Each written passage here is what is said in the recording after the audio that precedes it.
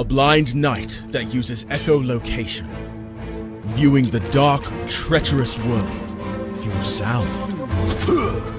Trapped in a dungeon keep, endangered by combatants, where hazards lurk around every corner.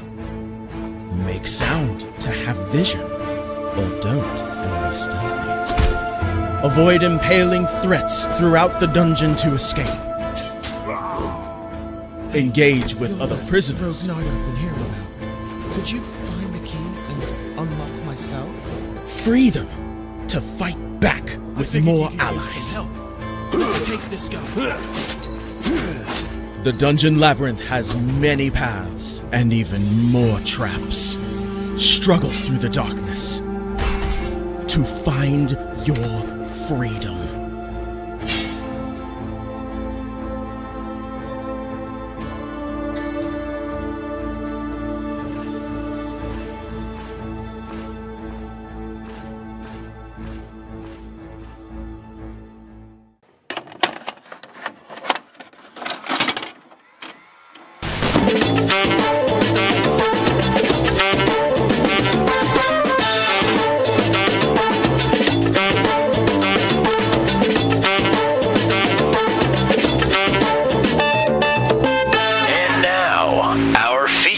Presentation.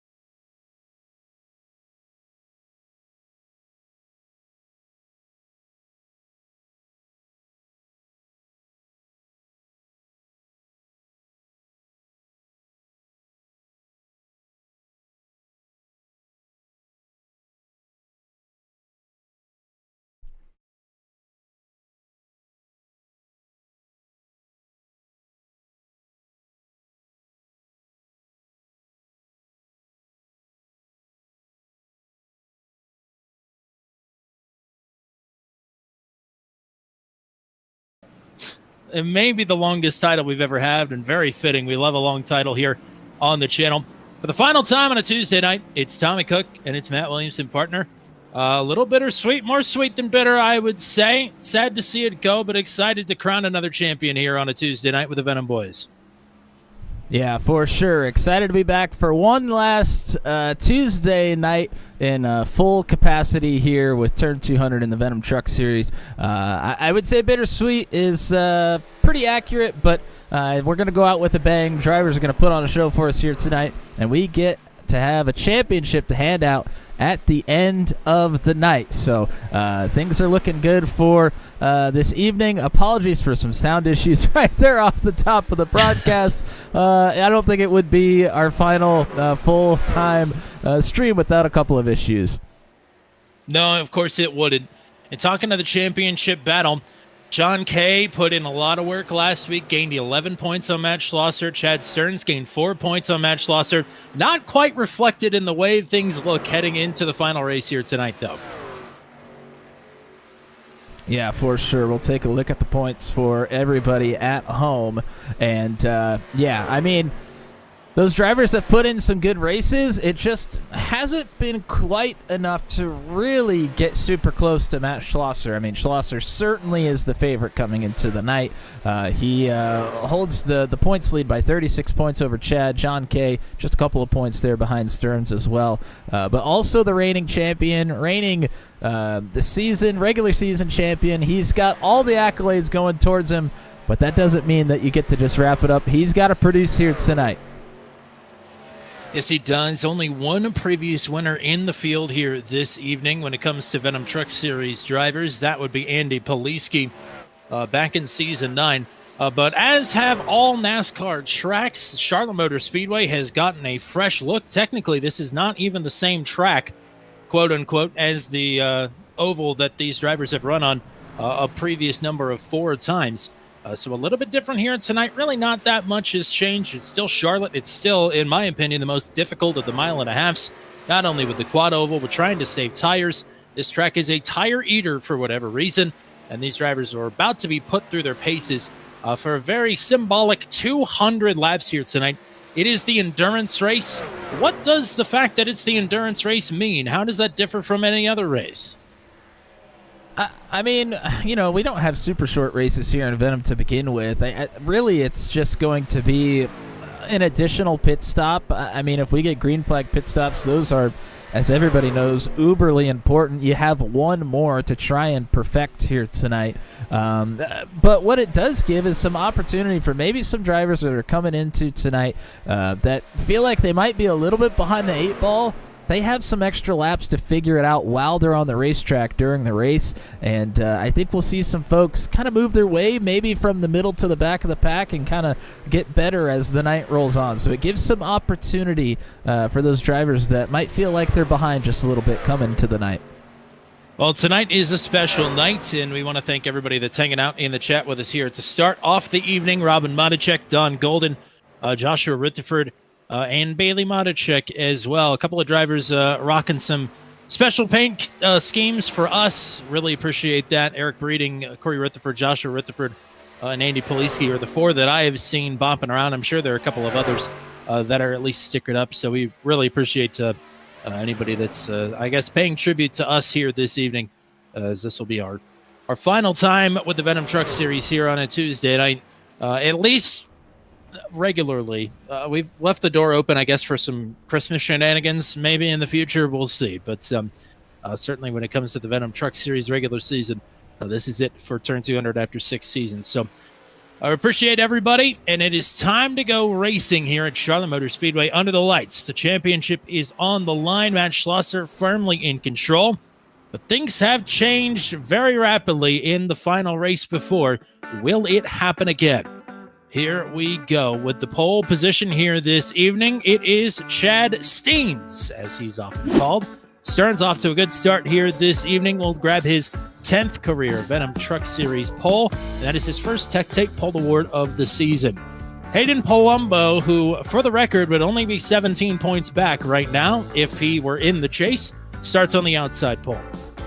Zach Lockett on the inside of row number 2, looking to get his best career points finish in the Venom Truck Series. He starts 3rd this evening. Andy Poliski's been on a roll of late, a little bit too far back to make any noise for the championship, we think, but he's on the outside of row number 2, looking to finish out a solid chase. Matt Schlosser, the reigning champion, the current points leader, starts on the inside of row number 3 to the inside of Brody Gunter, who's back after having to miss last week. Kyle Zittel starts in 7th. Josh Free, top 5 finish last week at Rockingham, starts in the 8th position. Larry Eddy is back for the 3rd time this season. He'll roll off from the inside of row number 5 with Papa Paul Ellison in the 55, starting in 10th. Austin Holyfield and John Kay back there on the inside, or rather on the outside of row number 6. Lucas Carver, Jordan Chorneau on row 7. Garrett Rainey and Steve Roman on row 8. Jan Van Leer, Joshua Matichek, RJ Starcevic, and Joshua Rutherford, your top 20. Andy Ducato and Gary Clark on row 11. It's Brantley Gainey and Corey Rutherford on row number 12. Pascal Samard, Eric Breeding, Cole Maxwell, Tyler Berger, 28 drivers for 200 laps here this evening. Matt Williamson, for the final time, the track notes and a little extra strategy note as well. You're expecting an extra pit stop. Well, I've got some good news for some drivers then. Yeah, certainly. We'll get to the weather first. Obviously, you can see it is almost nighttime. 75 degrees is the track temperature here tonight, so should bid well for the drivers to do some tire saving here tonight, as Tommy just mentioned, because it is the endurance race, and we have 200 laps around Charlotte Motor Speedway here tonight. That means they get an extra set of tires, 4 sets of tires here throughout the race for these drivers to make use of. So a little extra strategy that is being afforded to the drivers here tonight. I would expect at least a 3-stopper, but depending on how cautions fly, these drivers can end up using all their tires here, maybe a little bit earlier than they would like to. That quad oval can be quite treacherous. Pretty tight cluster in terms of caution counts. Our low is 1, our high is 7, the average is 5 in the past 4 Charlotte races here with the Venom Truck Series. Chad Stearns and Hayden Palumbo. For the final time in Season 10, we are underway, and we are stacking up hard on the outside, and around goes Larry Eddy. Or rather, that is Jordan Journeau that is around in the quad oval, and just like that, caution number 1 before we even make it to the line. That outside line stacked up hard. Well, we've had some small issues here and there with starts and restarts this season. And the start on the quad oval that we just mentioned was a little tough. Comes up and bites the drivers. Most certainly, it came up and bit Jordan Journeau. 150 caution-free laps at Rockingham last week, and we don't even make it a quarter of the way around Charlotte before the yellow laundry is back on display. Here is how this one gets going. So there's a pretty big stack on the inside line here as well, from looks like Larry Eddy to Holyfield to Carver, but then you have this huge checkup on the outside.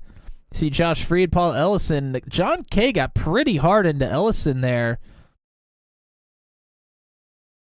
And then Jordan Journeau into the back of Steve Froman, comes right across the nose of Matichek and Rainey. There's quite a few drivers, probably with some nose damage here.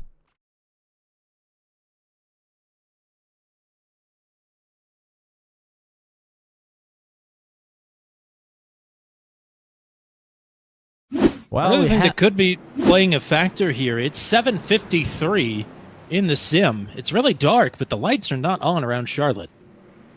Yeah, with one of the, I don't remember how long ago it was. It was a couple updates ago. They pretty much made it so the lights don't come on for quite some time until it gets really dark. So they should come on. They just haven't come on yet. And visibility is at a premium here so far. It would seem that way as a handful of drivers coming down pit road to, I would imagine, just to get damage fixed. Maybe top off. I don't think we're that close to a 2-stop fuel number here. But Jan Van Leer, Joshua Rutherford, Corey Rutherford, Eric Breeding, Jordan Journeau, Cole Maxwell, John Kay, Tyler Bergert, Garrett Rainey, Steve Roman, Joshua Matichek, all down pit road here on just lap number 2, or rather working lap number 3. So not a good start for the John Kay upset bid. He's been on both sides of the 2 closest points championship battles in Venom Truck Series history. Won it in spectacular fashion in season number 8, and was oh so close to taking it away from Matt Schlosser last season after Schlosser faltered late. But it was not to be that time. This time, not quite as close as it was heading into Homestead last season. Yeah, not quite as close. And, I mean, especially right now. I mean, Stearns is out front. He's looking decent. But Schlosser is much too close for him to have a chance right now. They really need something to happen to that 04 to really have a shot here tonight. I was going to say, early race shenanigans, I'm sure Stearns and Kay were hoping to see the Old Mother Brewery Chevy Silverado turned around, but that did not happen. Name of the game is certainly just to keep the nose clean here for the 04 tonight. If he does that, he should be in pretty good shape. While we have just a moment here, want to shout out all of the drivers have done multiple things here. Tommy just mentioned some of the paint schemes out there on the racetrack for us here tonight. We have a plethora of drivers also running car inside cameras. We typically only have maybe 4 or 5 at the most.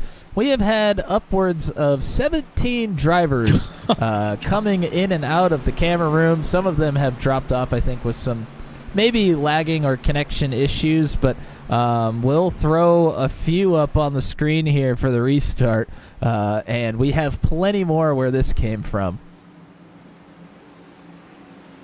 Pretty crazy start. There's a former Charlotte winner in the chat, Jeremy McKinnon, winner of the first Venom Truck Series race on Turn 200 back in season number 5. Hello, hello. Wish you were here. Thanks for hanging out with us, though, as we get set to roll lap number 5 on the board this time, and we'll see if we can get a little racing in. We are back underway Stearns basically getting bump drafted by his teammate Lockett, who is clear on Hayden Palumbo by a couple of truck lengths. Lockett and Stearns shot out of a cannon. As the field now will get up to speed down the backstretch for the first time.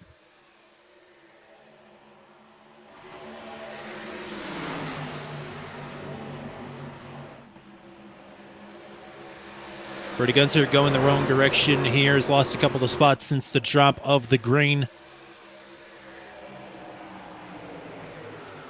And now Schlosser and Poliski side by side for fourth. The Stearns leads the, well, not quite the opening lap, but the opening lap of racing. Hayden Palumbo, Zach Lockett side by side for second year as well as Palumbo gets clear and takes a huge dive to the inside. Looking for a 2-for-1. He might just get it. Palumbo is good, and he is the leader.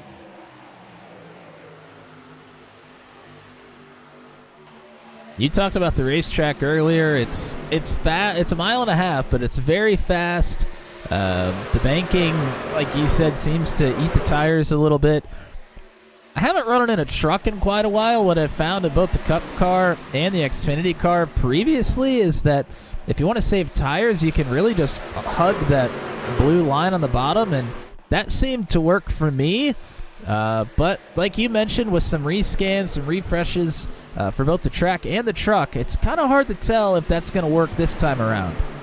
Josh Reed got super loose in 3 and 4. Really had him stacked up behind him there for a moment. Around the outside goes Kyle Zittel.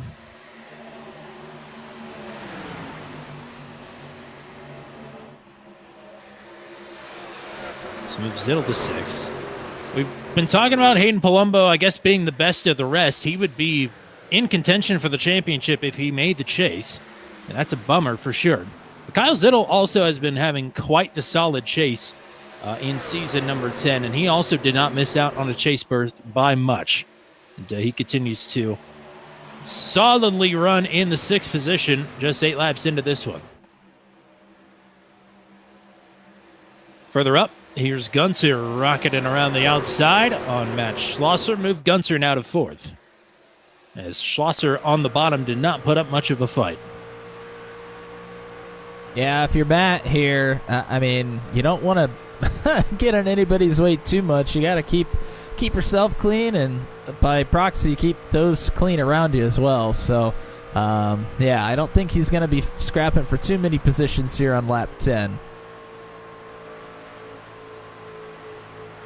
We talked about John Cade last week being fast and saving tire. That is my concern when I see Brody Gunter approaching me and trying to make a pass. You can save a little bit of tire, but are you going to be able to make up this gap to Brody Gunter? Statistics say no, as Lockett is really trying to put the squeeze in the 0-1 here on the top side down the backstretch.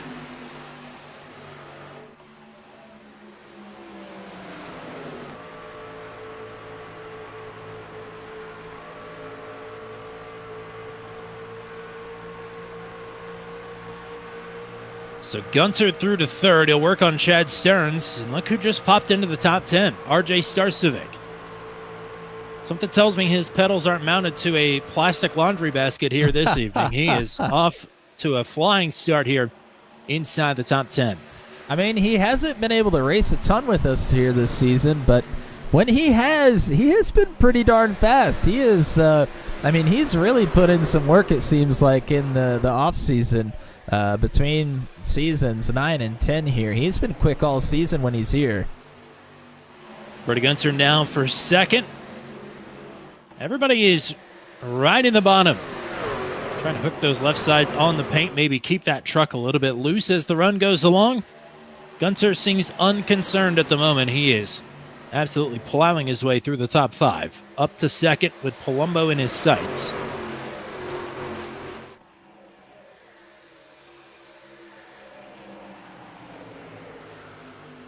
Stearns' teammate Zach Lockett just there behind. In fact, 3 teammates all in a row there. The 05, the 9-3, and the 04. And the 39 is only 1 position separated from making it a full bunch. But Freed now under fire from Paul Ellison for 7th, and Ellison a little bit too high on the track there, has to roll out of it, and he may pay the price with Andy Poliski coming up on him rather quickly.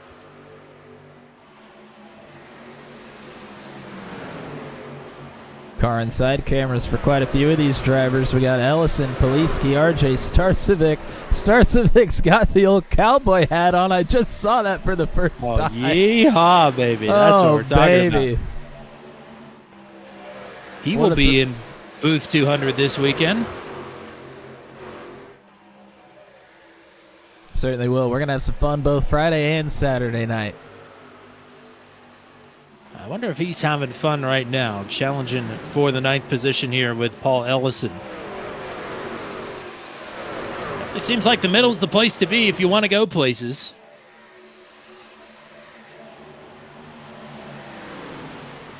Well, he's in between a couple of drivers that have VR headsets on. I don't think they would be able to wear a cowboy hat at the same time, so I think he might have a leg up on him. Now that I want to see. Andy Poliski's in Texas. There's no way he couldn't source a cowboy hat if he really wanted to and put it on top of his VR headset.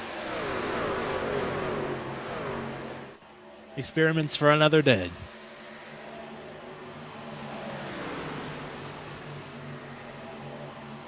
Just behind them as well, Lucas Carver currently runs in 11th.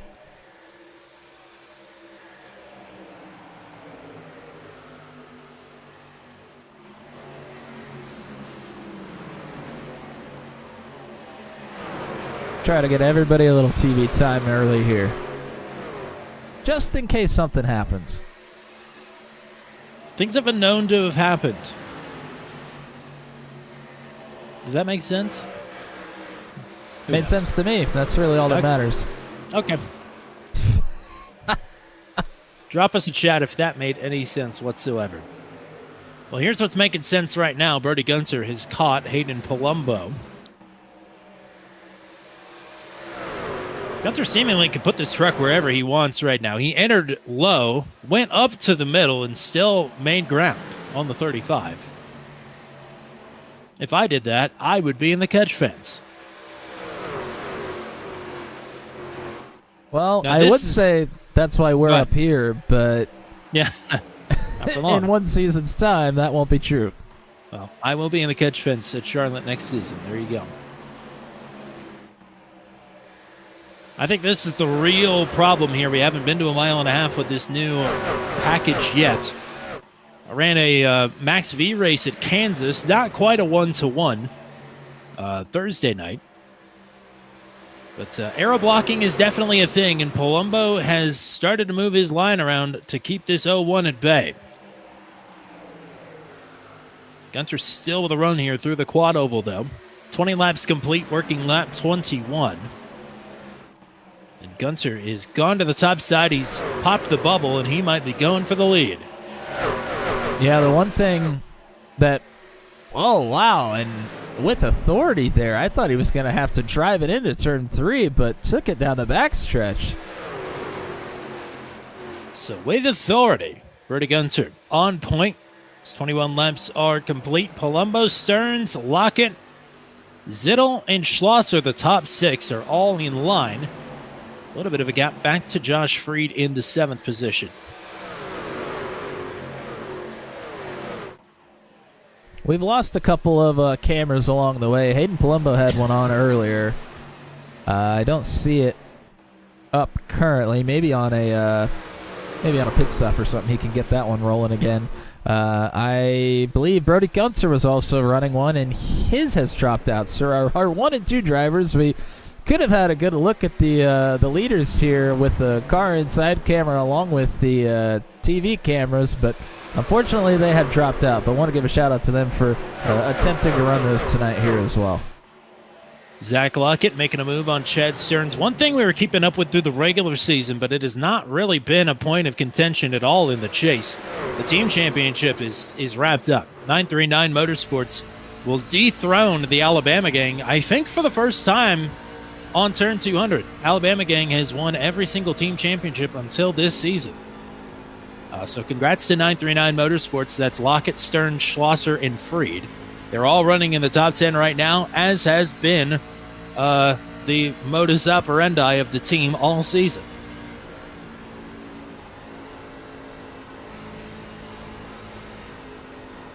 Lucas Carver, you mentioned him a few laps ago, starting to pick his way through the field, though he just dropped an anchor in front of Poliski, and it might cost him a spot to RJ Starcevic now.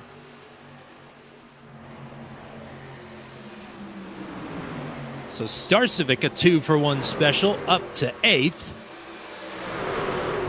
This is quite the gaggle here.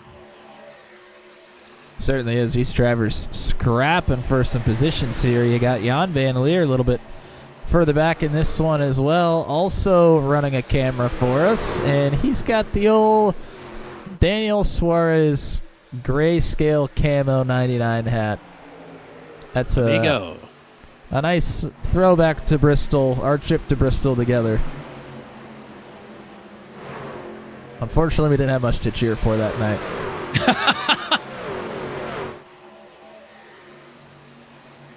You're cheering for the tires. We certainly were doing that. Whoa, Hayden Palumbo is all but wrecked up front. I don't know how he saved that. And Lockett has to roll out of the throttle, so Palumbo will keep the second position. Starting to notice these drivers that were bottom feeding now are getting really, really loose, and that's not really something we've seen with this truck yet. The concern's been on the right front. Is the problem now the right rear?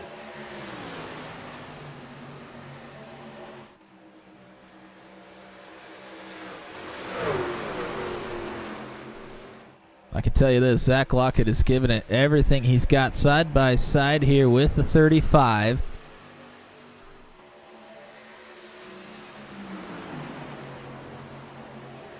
And as these two continue to go at it, they are watching Brody Gunter slip away up front. Already 3/4 of a second, and that gap is growing rapidly. Palumbo reasserts himself in second for the moment.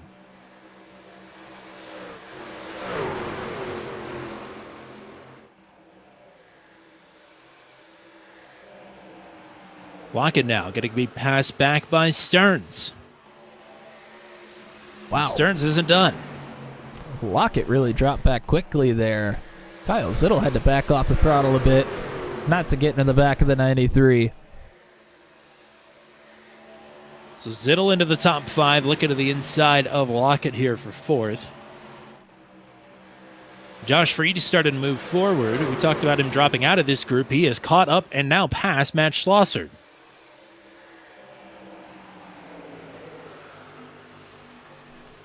Just running these tires. Problems for Andy Poliski. He was just down in the grass for the quad oval. He was just in that battle for the 9th position. Now he is going to slip back to almost 17th as Joshua Monacek is to his outside. John Kay in the mix here as well, trying to work his way back towards the front after coming down pit road early. He is running the top here. Pass for second. Chad Stearns is through, and Lockett and Palumbo come together, and the caution is out. Lockett sliding down the track. These drivers are going to have to make evasive maneuvers. Oh, Steve Roman can't quite stop in time. Lockett had it locked down, but gravity be gravity, I guess. It was a tight battle, 3-way battle for second. Stearns got through. Lockett trying to keep it close to Palumbo. Evidently, it was a little too close. And that is caution number 2 here on lap 31. Here's a live look at Zach Lockett after the incident here. Let's take a look back at the replay. So Palumbo kind of moving backwards a little bit with Stearns going by. This is through the quad oval. And when they get to turn 1, Yeah, it seems like maybe Lockett came up just a little bit too much, trying to get a little better entry out of that corner. Because it looked like Palumbo is pretty close to the wall here. Yeah, I mean, Palumbo's pretty close.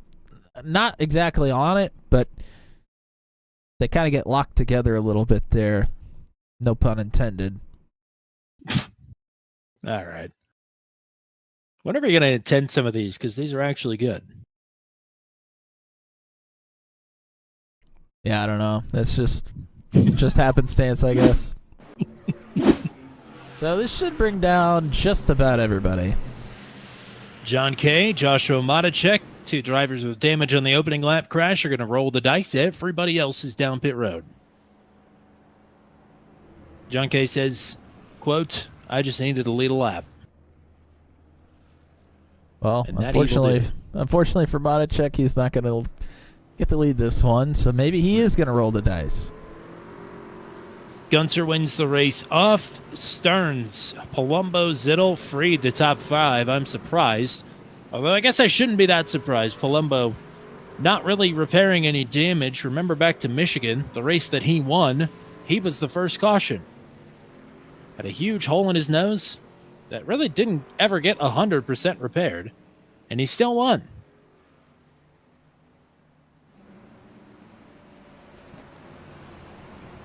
Well, I think this is a good time to take a look at some of these additional camera operators we have here. We got both the Rutherford boys, who have been big supporters of the channel, both running some Turn 200 paints, running their cameras for us tonight as well.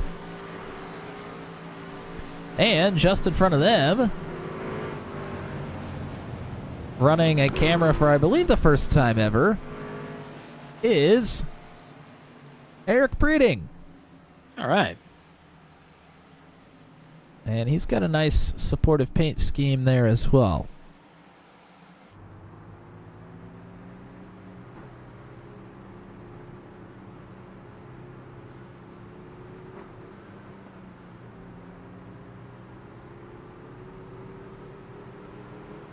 Well, John Kay and Joshua Matacek still out on the track.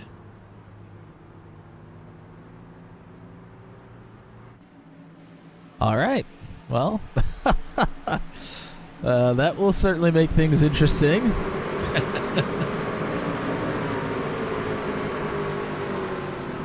Scroll through a couple more of these. I think we've gotten most of these in. This should be, I think everybody's been on screen at least once now. Tyler Bergert and Jordan Jorno, who was involved in that first incident.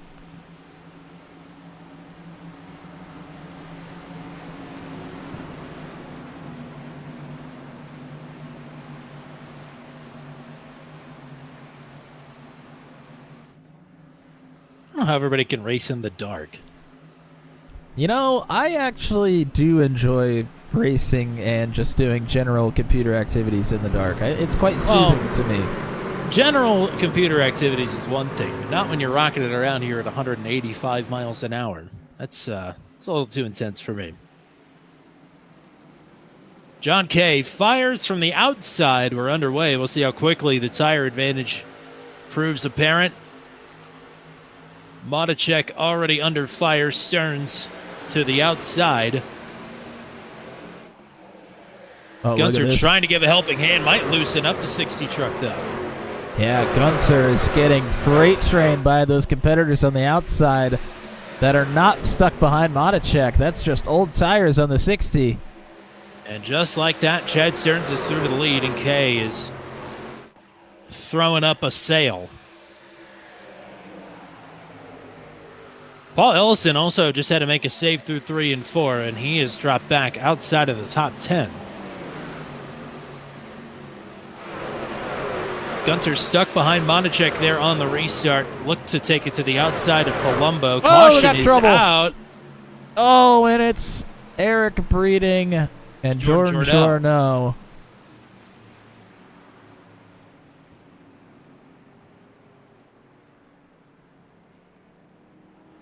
So they get back up to speed here down the backstretch. That will give Kay and Monachek an opportunity to come down and get 4 fresh Dr. Feelgoods.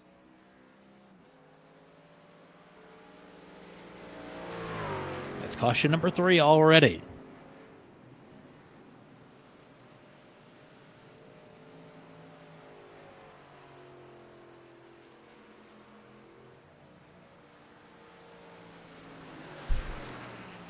All right, well, let's take a look. Now, what happened here? This might be a case of cold tires. We'll have to see.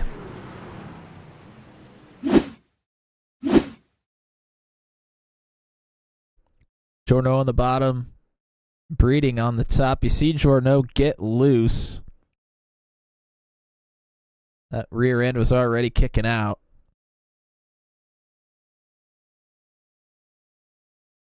And I think he's going to do a little wiggle waggle up the racetrack here. Yep, sure does. Gets loose there on the bottom. Tries to corral it. Gets up into the 26.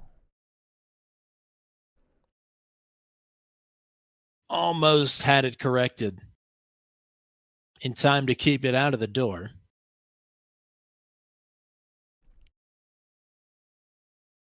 I know this is not the point. Or not the point that we want to mention. I know we've already mentioned the special paint schemes, but Eric Breeding tossing it back to the robbed Chiquita banana paint scheme. Unbelievable. I mean, that's always worth a mention. You literally cannot mention that too many times. No, certainly not.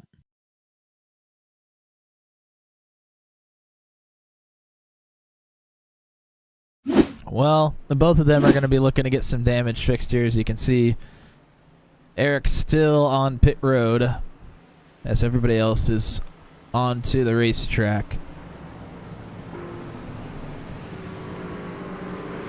Had a few drivers come down this last time. Both the Rutherford boys, Andy Poliski, John Kay, Josh Monachek, Cole Maxwell, Gary Clark, and then Zach Lockett, Jordan Jorno, and Eric Breeding, although those latter 3 are in more for damage fixing than anything. I feel like there's a lot of business we have to tend to. Of course, we're going to say our goodbyes at the end of the night. But we want to really hammer it home because I've done a poor job of promotion over the last few weeks. With it being the holidays and all, it just kind of slipped my mind. But definitely, Daytona Charity Shootout. This will be the first race of our part-time broadcasting careers. Only a couple of days after our full-time career is over. But Friday night, it's the last chance qualifier. I would expect that lobby to open probably at 7:30 Eastern Time, and the stream will start around 8. So 8 o'clock Eastern Time for a last chance shootout. For anybody that wants in to Saturday's festivities, they'll have a shot. Then Saturday night is the Daytona Charity Shootout. No word on an entry list yet, but RJ never fails to surprise with who he can wrangle together. And last year's Daytona Charity Shootout, of course, won by Kyle Zittel, and tied for the closest finish ever in Turn 200 history. So if that is any sort of a sell, then we expect to see you there Saturday night. Took us quite a while to figure out who actually won that one. Yeah. Yes, it did. Poor Dawson Cram. Had to live in the shadow of Kyle Zittel all season. We'll see if we can get one better. Literally 2 10,000s better this time around. And for the kids out there, we literally had Lightning McQueen show up one year, so you never know who's going to show. He might be back. Who knows? All right, here we go. Chad Stearns and now Kyle Zittel on the outside front row. Matt Schlosser, Hayden Palumbo, row 2, Gunter and Freed on row 3. Lap 39 on the board. Still a long way to go in the endurance race after 3 restarts. Stearns back in control.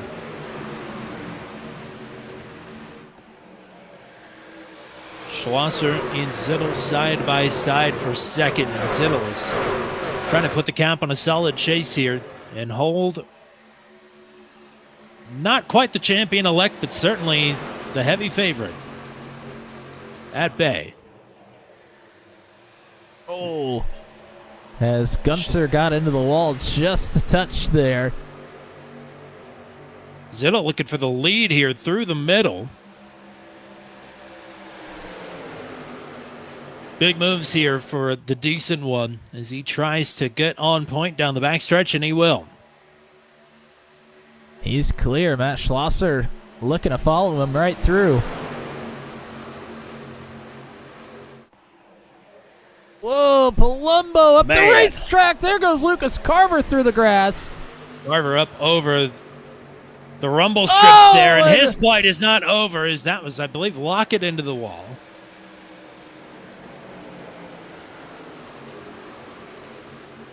Man, hard shot. I think that was Ducato that was Andy Carver Ducato, got you're right. into. Don't mind me, folks. I'm watching from the Goodyear blimp. I don't have my glasses on. And there's some different paint schemes here, so. Look at this. RJ Starcevic to 5th, and he's to the outside of Stearns. Looking for 4th. We're going to have to come up with a Western-related nickname for RJ Starcevic if he continues this trajectory. I'm sure he'll love that.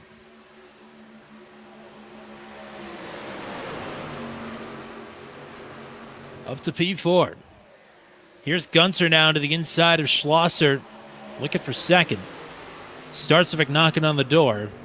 Oh, problems for Tyler Bergert. He has saved it in the quad oval. Everybody getting loose on corner exit.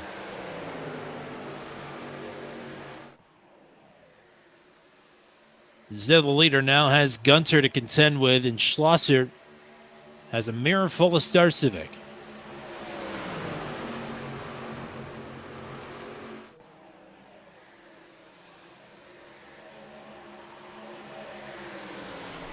Here goes Gunter to the outside of Kyle Zittel.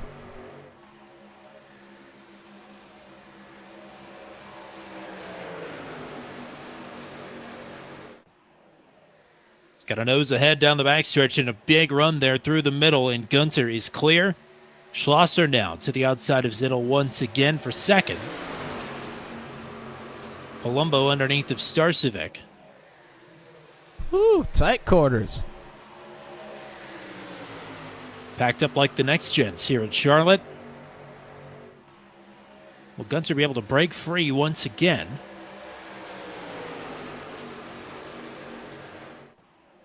Schlosser desperately wants to get clear so he can keep Gunter honest at least. He will. Starcevic might as well. RJ Starcevic to 3rd. Oh, and into the Slap wall the a bit. wall. It'll buff. Looking for a little credibility, I guess, joining the booth on Saturday and Friday. He doesn't need. Yeah, I was going to say, I don't think anybody told him he doesn't need to. Although you almost put a real zinger on your resume last Friday night and beat Joshua Matacek.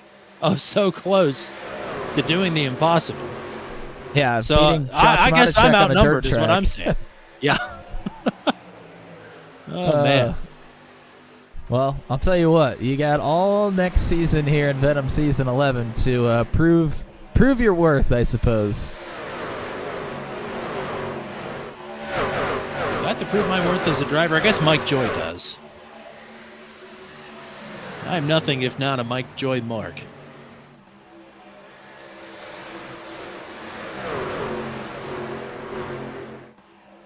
So a little bit more spread out.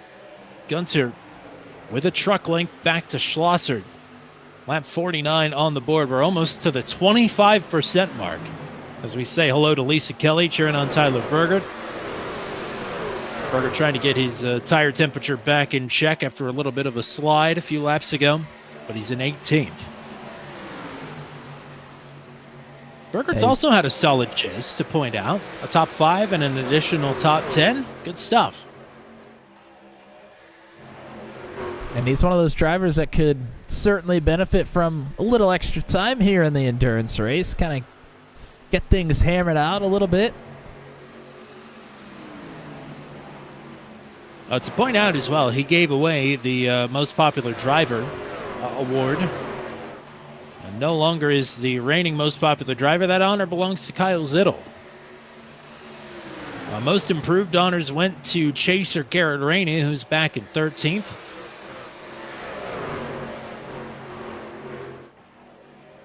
Man, there's tight quarters racing a little bit further back involving Garrett Rainey there. Paul Ellison, Joshua Matichek, Brantley Gainey. Oh, caution's out. Caution. Problems for Eric Breeding, Cole Maxwell, and John Kay involved as well. And the championship hopes look to have gone up in smoke for the two.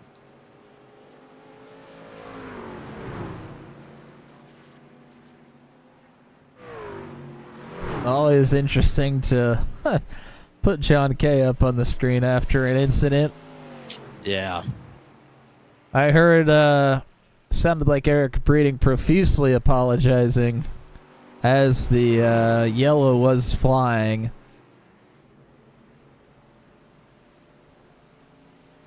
And hands on the steering wheel, head on the steering wheel. Certainly some disappointment there for the 26. At least got the win last week, but it was going to be a long shot for him to be in the championship fight tonight. That might have done him in. He's still out on the track, though. Yeah, he's he looks pretty dejected. John Kay does. And in fact, both John Kay and Eric Breeding look pretty dejected after that one. Well, at least John Kay's truck is rolling. Eric Breeding's is not, and neither is Cole Maxwell's. They're both into the pits. Let's take a look. It's like almost like Eric accidentally downshifted or something. I mean, he didn't money shift, though. I'm not sure what happened here. But I don't know. Maybe monitor issues? I mean, he just slowed way down. It definitely seemed like he had some sort of a problem.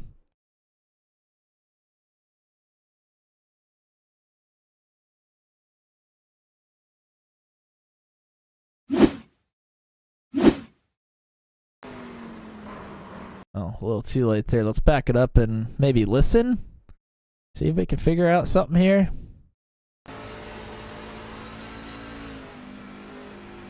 Oh, he just got really loose. We didn't catch that part of it. Got really, really loose off of 4, and he just backed way out of the throttle to try and not lose the truck entirely. But when he slowed down, there was too wide traffic coming, and unfortunately got run into the back of. But not a whole lot anybody could do there. So it's been a tough night for a couple of drivers, Eric being one of them. The third award that is given out to the Venom Truck Series is the Sportsman of the Year, and unfortunately, Cole Maxwell, ever the sportsman, had to take that one on the chin quite literally.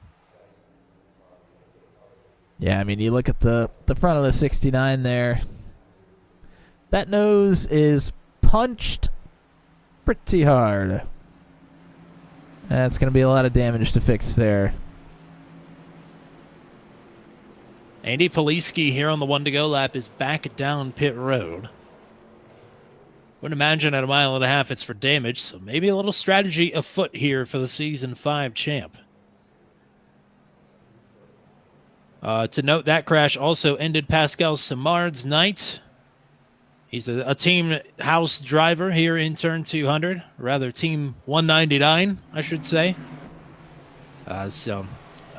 Appreciate Pascal coming out. Unfortunately, it's ended very early, not even scored a quarter of the way through this race, as he goes out on lap 49. We were working lap 54 under our 4th caution of the night.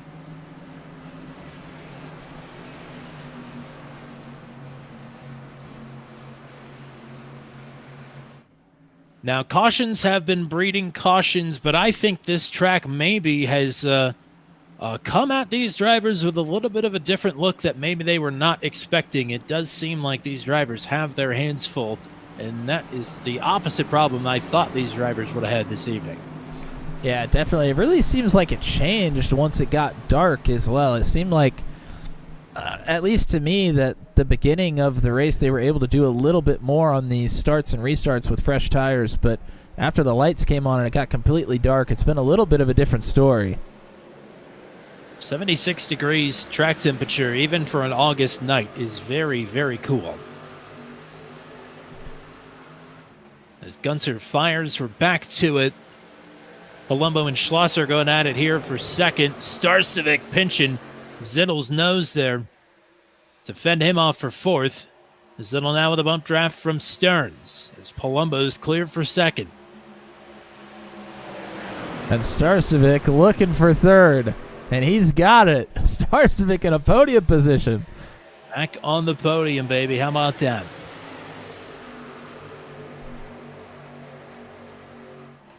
Gunter, Palumbo, Starcevic. 1, 2, 3 here on lap 56. Schlosser and Zittel round out the top five. They're side by side. 939 Motorsports teammates behind them, Stearns and Freed. As here goes Palumbo. He uproots Gunter off the bottom. Gunter's been making his hay in the middle here, though.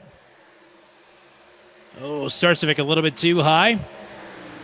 We'll lose out on third, and now we'll continue to drop spots. Palumbo's driving it deep, trying to keep Gunter from getting that big surge of momentum, but I don't think it's going to work out this time, at least. Gunter to the point. We usually say this in Michigan with the Daredevil series, but the middle is OP. Seems to be that way early here. Schlosser's clear of Palumbo for second. Starcevic roaring back to life. Nearly got into the back of Palumbo. Had to check up a bit there. Oh, Palumbo a little out of sorts there in 1 and 2. Looked more like he walked it up the track rather than taking the middle. And now Starcevic is all wobbly there on the inside, and Palumbo takes it back. Big reaction from Starcevic on the camera as well as he got loose.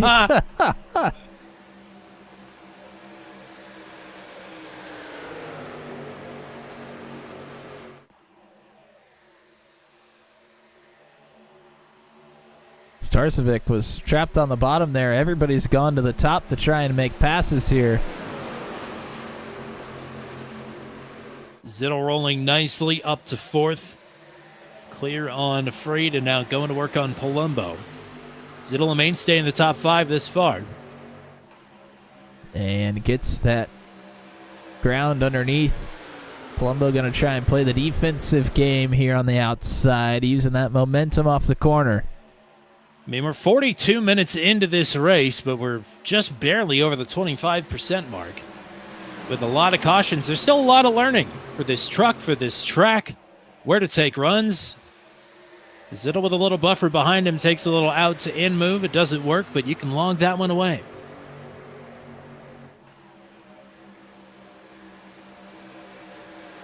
Jan van Leer's cracked the top 10 for the first time this evening. Andy Decano in the top 10. Larry Eddy running in 11th. So some drivers working their way forward. To note as well, after the last crash, Eric Breeding is officially retired. John Kay and Cole Maxwell still sit in the pits. Leaves us with 24 drivers on the track. They are all on the lead lap. Ooh, looked like a little bit of contact there between Starcevic and Ducato, as I think Starcevic may have burned the tires up just a touch here. He's trying to hang around the middle of the top 10.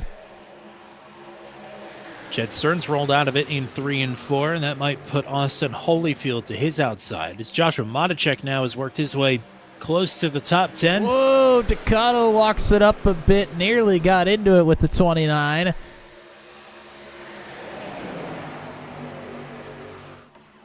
Oh, baby. Tight squeeze. But was the juice worth it? That is the question. All right, Clint.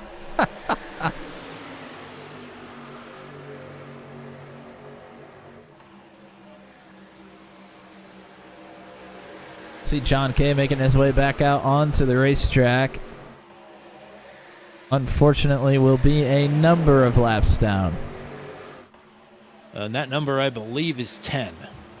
Might actually be 11.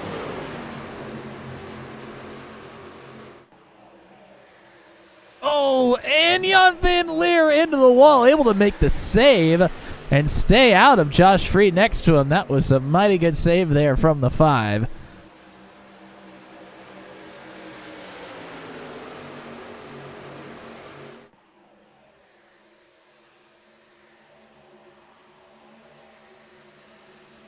As all of a sudden, here comes Joshua Matichek. Matichek, after some interesting strategy calls, has kind of been behind the 8 ball so far tonight, but he is coming to life here inside the top 10. Starcevic trying to hang on to life here around the top side. As Andy Nakata, speaking of coming to life, is challenging Kyle Zittel now for 4th. The Wisconsinites side by side until Ducato will prevail. Man, this is quite the gaggle here. Yeah, this is 3rd back to 14th. This is some comers and goers coming and going at the wrong time. They're all flip-flopping positions here. I don't know why Goey's got me. I'm sorry.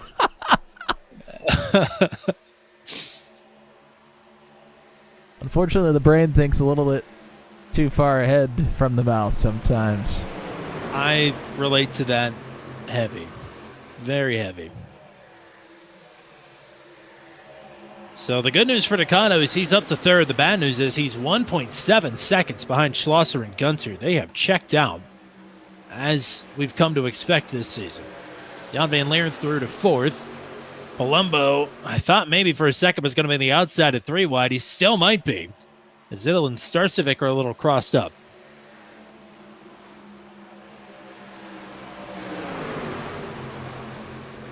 This almost looks like Talladega. This is crazy. Rush hour traffic. I suppose the most... Whoa! Garrett Rainey into the wall. Matichek has collected, and it is on. Joshua Rutherford involved. There is more crashing. Holyfield, Vroom, and Journeau. That was a right hook, I think, from Gainey to Rainey. And the double name, double trouble special gives us one last coup de grace here. There will be a number of drivers out. That was a hard hit for Garrett Rainey. That is about the worst place to hit here at Charlotte. And he was at a full clip. Yeah, drivers are giving us all the classic hits tonight, from the name games to the actual hits on the racetrack. Yeah. That's caution number 5, working lap number 69. So the funny number, but a not so funny result for a lot of drivers here. Yeah, and as we come off at turn 4, Gainey just gets caught between a rock and a hard place. He's trying to stay out of Carver. He's got Matichek kind of pushing him right behind. Just a really tough spot to be in, and gets shot down the racetrack into the 13. And that's going to collect the 60. That'll collect the 10. Journeau ends up crashing further down the road here as well, as Holyfield is slow on the apron. Journeau trying to get through it on the bottom. They all go into the grass, and Steve Roman also gets collected here.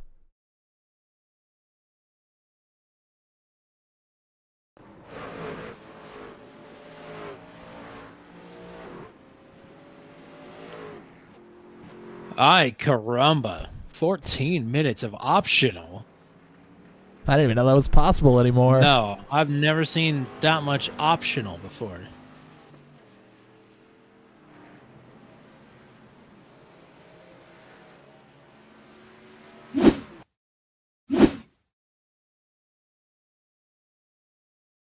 Here's the view from Monachek's driver's seat as they go into the quad oval. As Gainey just checks up for the trucks in front of him. It's hard to tell. I mean, I feel like there was a shot from Monachek, but I've also heard some rumblings of some really strange aero incidents recently as well. So could have been some sort of an aero push incident as well. I mean, the air in that grouping has to just be an abnormality. Air does not behave like that. It shouldn't. With that many trucks around, lots of disturbances in the force.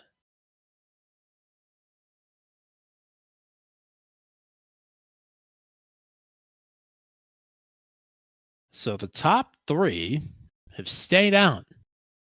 Everybody else comes in. Josh Free, Tyler Berger, Gary Clark. Looks like a 2-tire call for Corey Rutherford. And he'll start in 4th. And then Gunter and Ducato on row 3, the first 2 on Freshies.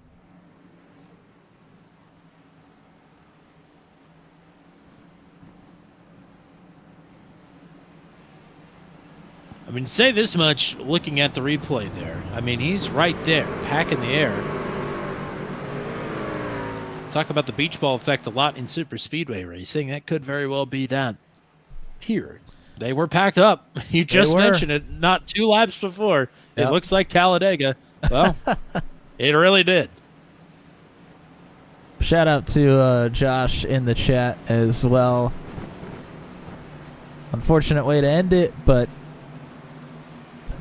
couldn't be happier to have been a part of it for the last 5 or 6 seasons. So we're looking forward to getting to share the racetrack with you as well. Yes, thank you to Cole, quote unquote. Thanks to Garrett Rainey as well for hopping in. Unfortunately, we have to see him in the chat and not out on the track. Still a long way to go, not even to halfway yet. Green flag is back out. Oh, Berger, not a great restart here. Neither for Rutherford. And talk about a rock in a hard place. Ducato, where can he go? I mean, these are all drivers. The front 4 all stayed out. Josh Freed hasn't been down pit road since lap 32. Oh, dear. Well, he's got a commanding lead for the moment. Ducato now has some space in front of him. Oh, this could get ugly. Gary Clark there. Palumbo rockets around Brody Gunter. Zittel and Jan Van Leer are trying to push past Corey Rutherford. As for the lead, here comes Tyler Berger. Big run up the middle. New leader, 44. And savor it, because here comes Andy Ducato. And the rest of the folks on Fresh Tires as well. Oh, Berger gets... Oh, no. Saves it right across the logo. Right back onto the racing surface. Unbelievable. Well, he'll go from the lead down to 21st. As new leader is 0-2. Jan Van Leer, Kyle Zittel, Hayden Palumbo have pushed through on the older tire runners. Josh Freed now trying to fend off Gunter, but he's got nothing. Gunter again stuck behind slower traffic. Lets a lot of people go by. Not that he has a choice. Freed is certainly going to drop like a rock here, but honestly, that's kind of part of his strategy. He's only taken 1 set of tires so far this race. He's looking to have a couple extra sets better than anybody else come the second half of the endurance race here. See, most of these drivers have already used 2, and they're not even to the halfway mark of the race yet.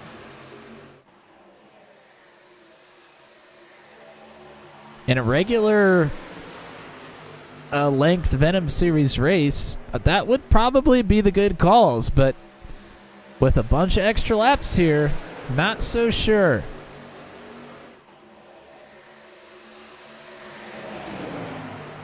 I know we have not mentioned the championship battle all that much here tonight, but that is because we really haven't had to. Matt Schlosser and Chad Stearns have been running close together. John Kay is a number of laps down. Schlosser is firmly in control of the championship.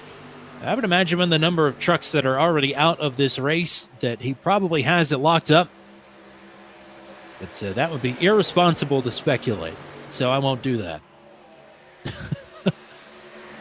How about a little 4:04 action? Larry Eddy trying to pass up the reigning series champ.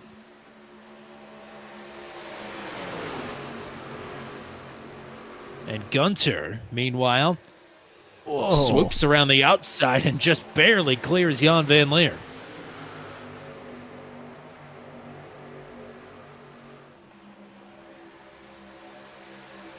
Schlosser's been pretty patient here. I think he's looking to make this set of tires last quite a while, probably.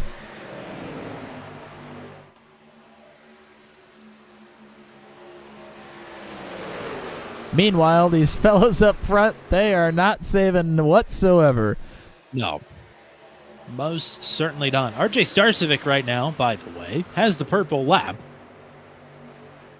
And he's back to third.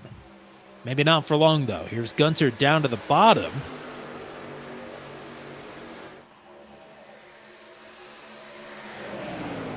And the bottom is just not the place to pass.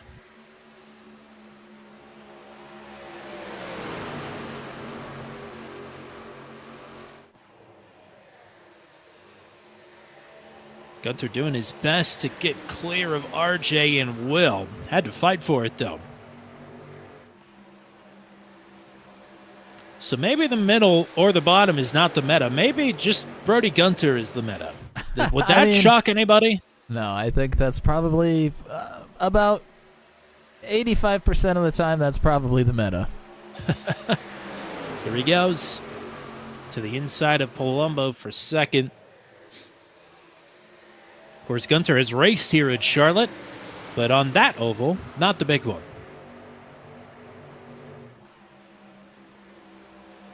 And also the road course, I think. The Legends road course? I think so. Yeah, I believe so.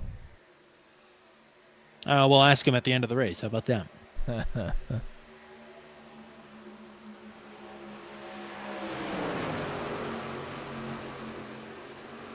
Larry Eddy's continued to pick his way forward here, working to the inside of Stearns. Has to roll out of it, though, as that truck got out from underneath of him. So he'll roll backwards towards Kyle Zittel. It's Gunter again on the inside. And clears for a moment. He's going to slide up in front. Ducato closes the door.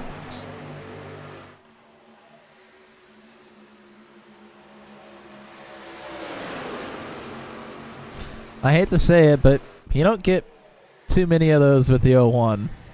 No. Got to be careful.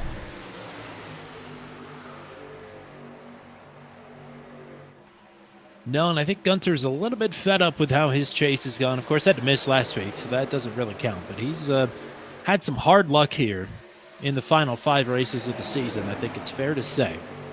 And not only that, but his favorite statistic is out of whack right now.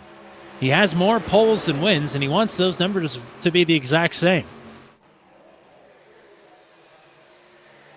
Well, all 4 or 5 of these drivers are going to have to be on the lookout, as Jan van Leer just absolutely blew by Hayden Palumbo on the outside, and he is coming with the head of steam.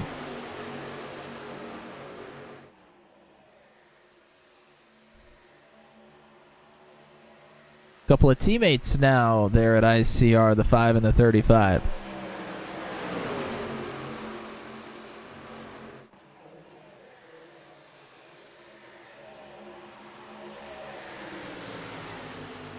Understatement of the season over the radio, I would imagine. Corey Rutherford said, being on old tires kind of sucks. Yeah, I can imagine. Gunter going for it down low. can't make it happen down the backstretch. Bit further back behind them, Palumbo continues to... Oh, as Starcevic pretty out of shape there off of 4, but able to corral it. You talk about not getting many breaks. Everybody gets one of those. Next time, you're fenced. Here goes Gunter again. Gunter may drive it deep here. Not really a whole lot deeper. Looking for the good exit. Certainly Decano having to use his stuff up here on defense. We'll see if he gets a helping hand from Starcevic. Yeah, while they battle, Starcevic has pulled right up to the bumper. I will say there have been quite a few helping hands this evening that have been hurting hands, but either way, his help is gone and his lead is gone. Gunter to the point. Starcevic now down low.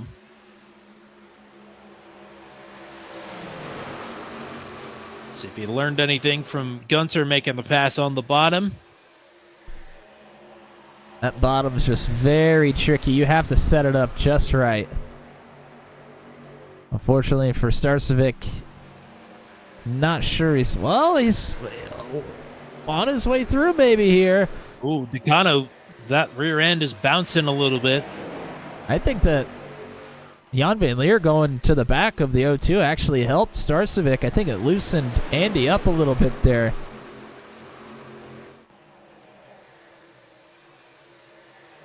So Decano getting steadily chipped away at, as this is the battle for 9th in the points, side by side for 3rd.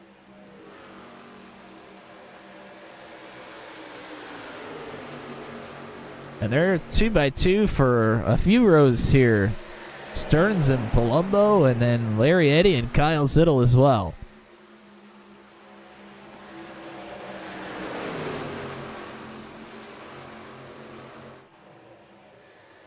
Oh, and Palumbo into the wall out of 4.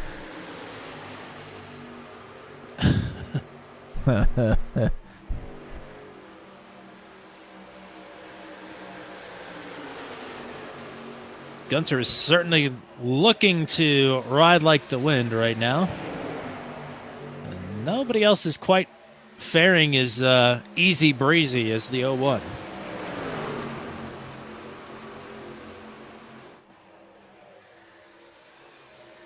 Decano not done quite yet, looking to get that position back on Starcevic.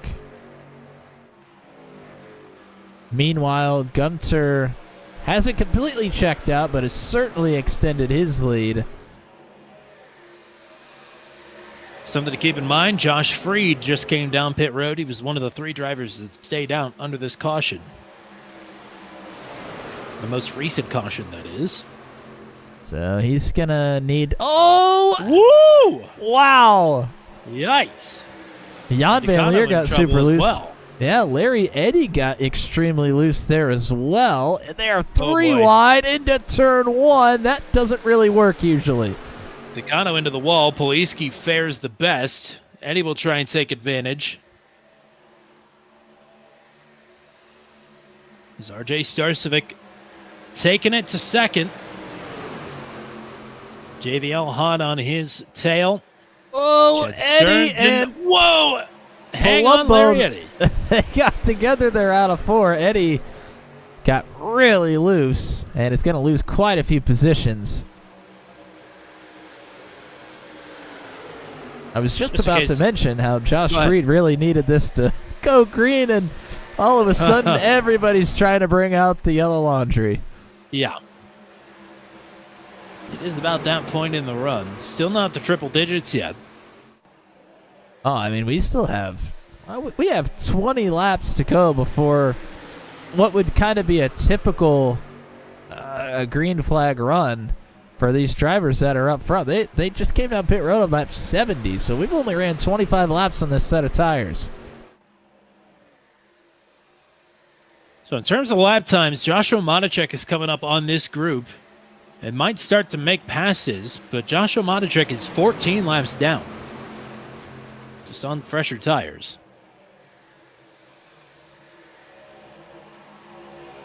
Pretty Guns are officially a second clear, and now already a second and a quarter, as Starcevic and Jan van Leer have fanned out. And are really stacking up the rest of the top 10. Back to Brantley Gainey in 13th.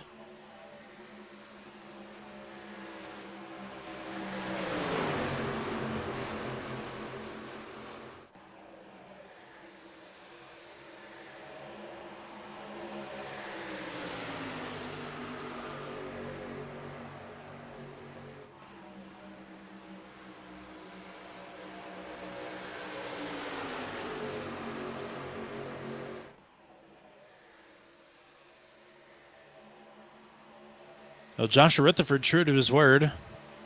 14 minutes, 19 seconds, the time on pit road. Oh, RJ is loose. Jan van Leer. There he goes. Oh, my.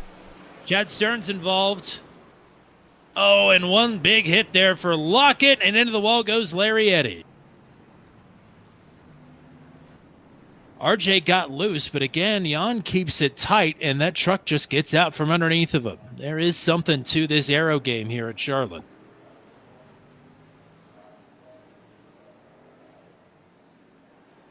You talk about the drivers not being fans of this aero package, seemingly, and with incidents like that, it's hard to argue against it, because nobody did anything wrong. And there's a lot of junk trucks. Certainly.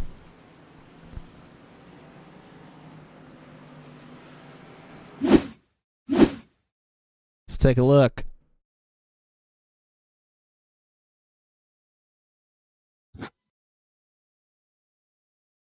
And you can see RJ through the middle of the corner here getting loose.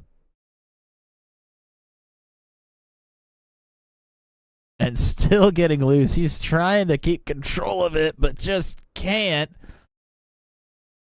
And Jan van Leer gets basically completely out of the throttle to try and keep from crashing, but unfortunately it causes the big stack up from behind. Kyle Zittel comes down and makes contact, and it's on from there. Oh, Andy Poliski, a hard shot to the outside wall. We saw the incident for Larry Eddy as well. Zach Lockett hard into the outside wall. Boy, Lucas Carver was ping-ponging off of everybody back there. And who got through it all but Matt Schlosser?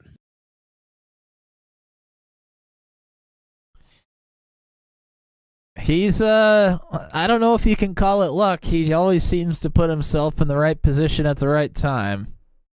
Well, he seems to have snuck away somehow with Nathan Reynolds' golden horseshoe. Let's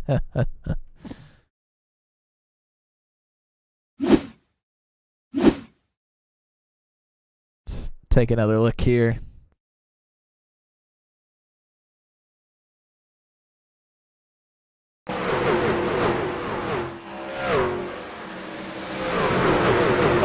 Radio, by the way, Tyler Berger is threatening to cuddle John Kay. And that's a threat I would not take lightly.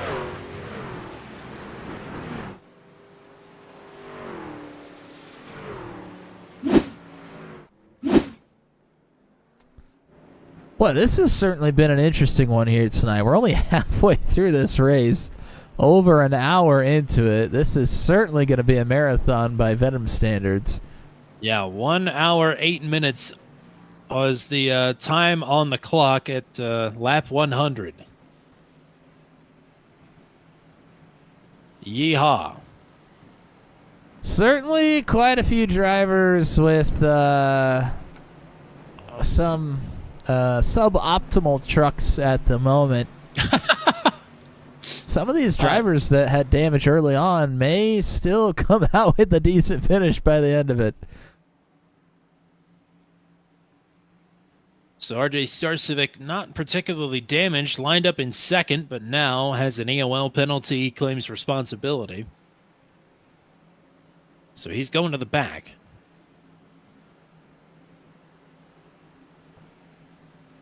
One person happy to be out of the mix this time is Brody Gunter, as his restarts have been a little chaotic. This time he'll control the field from the outside. Kyle Zittel to his inside. Chad Stearns, who was in that crash, will restart in fourth to the outside of the team boss, Matt Schlosser. Ducato and Carver on road 3. As Gunter is off and running after our 6th caution of the night. There are not many people left in this race, let alone damaged. The battlefield is looking a little sparse.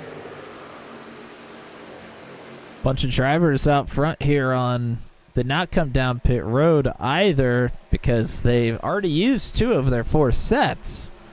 They're trying to make these last couple sets last as long as possible.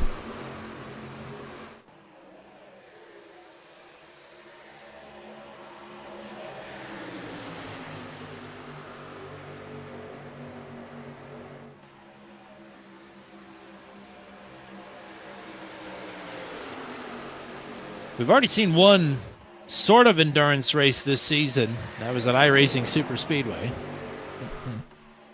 But that was not in the lap count. That was in the body count.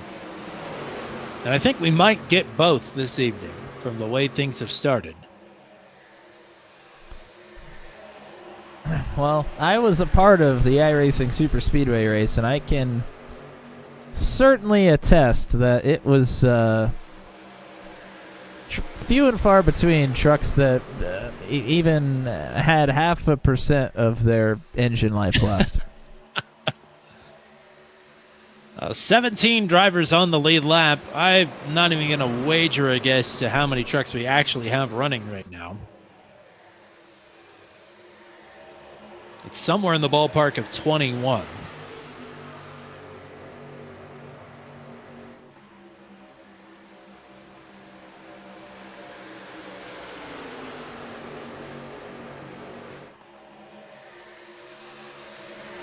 Andy Poliski's night is over. Boy, the Turn 200 specific liveries did not fare particularly well this evening. Sorry for one last commentator curse on the way out, I guess. I was going to say, you got a couple of Rutherford boys, and one of them just got in the wall. Still out there hoping to hold out strong. Yeah, Eric Breeding and Andy Poliski both out of the race. The Rutherfords. Oh, man. That's nearly contact between Ducato and Berger. Or rather, Ducato and Freed, as Freed is trying to make his way through.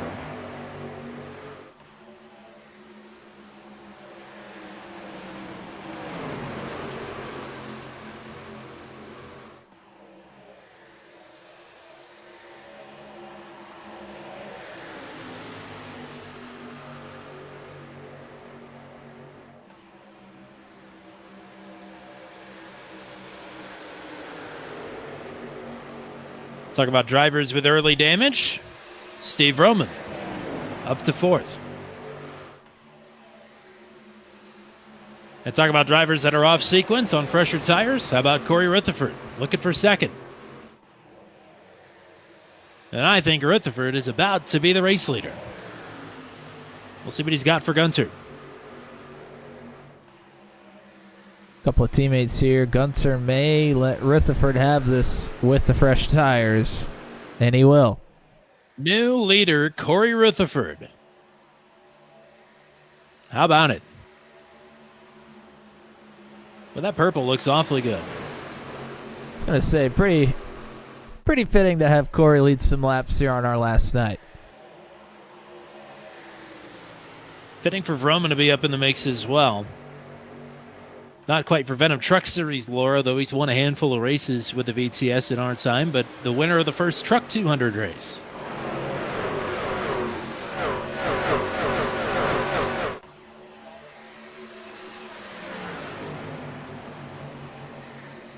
Of course, Corey Rutherford employed us for, I think, 3 seasons of the SRL Sports Car Championship. That'll be starting up again here shortly, within the next couple of weeks.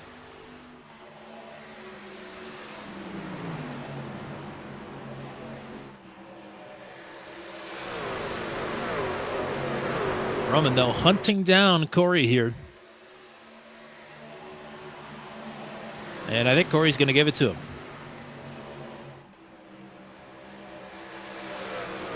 Not quite sure where Roman ends up on the strategy sort of roundabout that we're on right now. But Josh Freed and Corey Rutherford are on the same strategy. Remember, Freed came in under green on our last green flag run. Oh, as him and Corey make a little bit of contact there. Whoa. Now Freed is on the back foot as Palumbo is going to look underneath for second. Yikes. And it's not for position, but there's Corey and Joshua running nose to tail on the track. Joshua is still 14 laps down. Actually, sorry, he's 23 laps down. I was thinking of Joshua Monachek.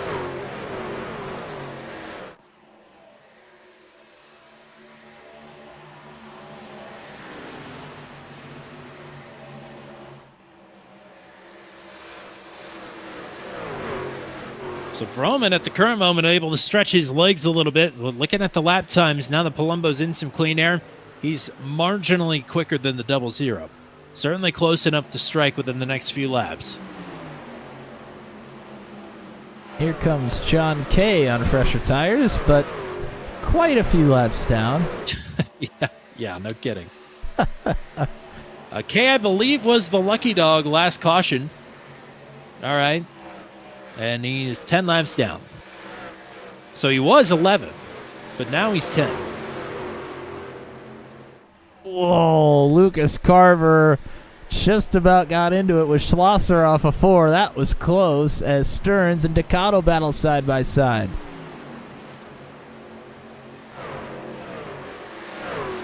I mean, this is almost a rerun from last week for Stearns. He's faster than Schlosser, but he can't shake him. Literally will finish one position behind him. Or rather, one position ahead of him.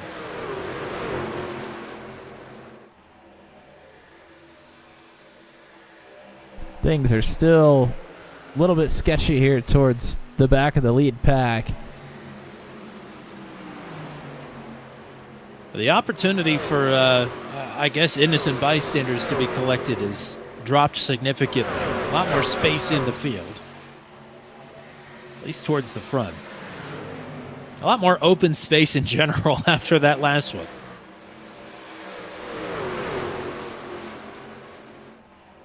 Yeah, certainly hoping that was the big one for the night.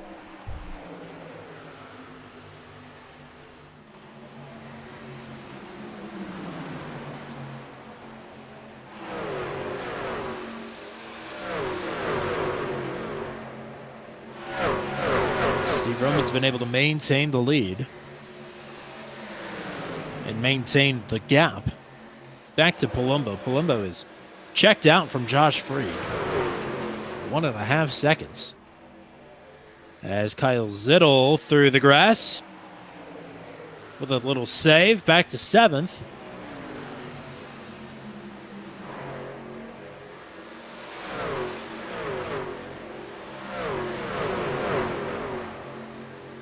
Whoa! Lucas Carver is struggling quite a bit with his truck right now. That's the second time in the last few laps that he has really gotten loose off the corner.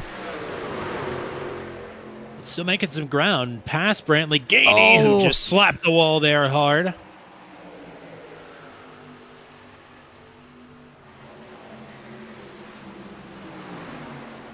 And there's Andy Poliski in the chat. Great looking truck. Appreciate the love, partner. Sorry you have to be in the chat. And hello to Eric Brading as well in the chat. And sorry we jinxed you both. Apparently. Wasn't just the drivers bringing out all the hits tonight. We had to bring back the commentator curse as well. Yep, apparently so. We've been, all in all, I've been pretty clean this season, if I do say so myself. Honestly. I can't remember who it was in the middle of the season. I hit them hard, but that was the only one that I could think of.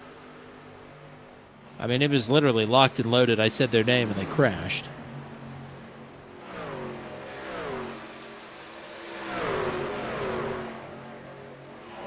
Well, this has to be disheartening for John Kay, because he just made the pass for third, but the problem is he's 10 laps down.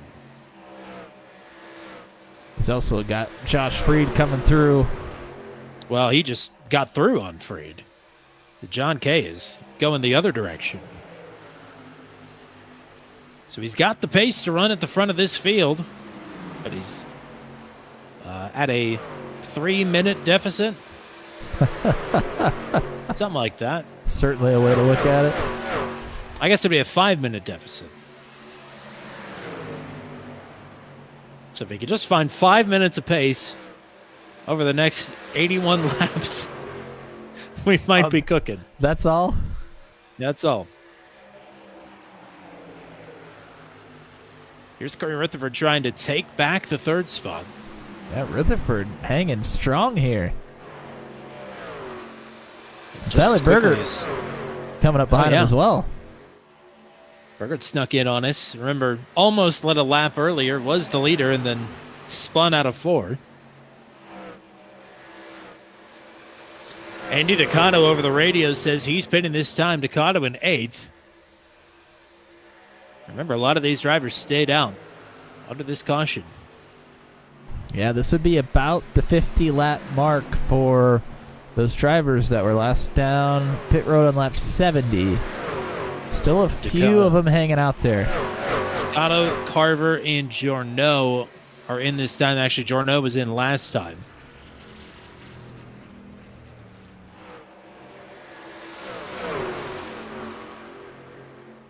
Chad Stern says he's coming in this time.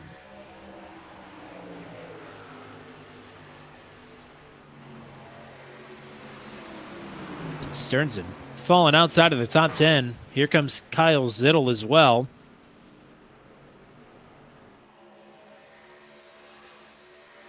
As Freed and Corey continue to battle here, now it is for the third position.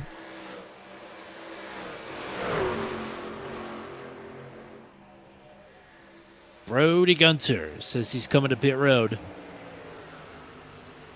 And that should just leave. Oh, there's no way Brody just made pit road speed. I don't know. I don't see anything yet. I don't either. This should just leave Matt Schlosser left. That was last down pit road on lap 70.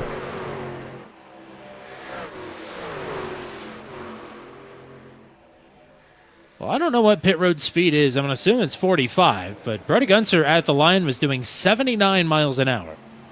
If he drives out of here when that right side drops, he did. You've got to be kidding me.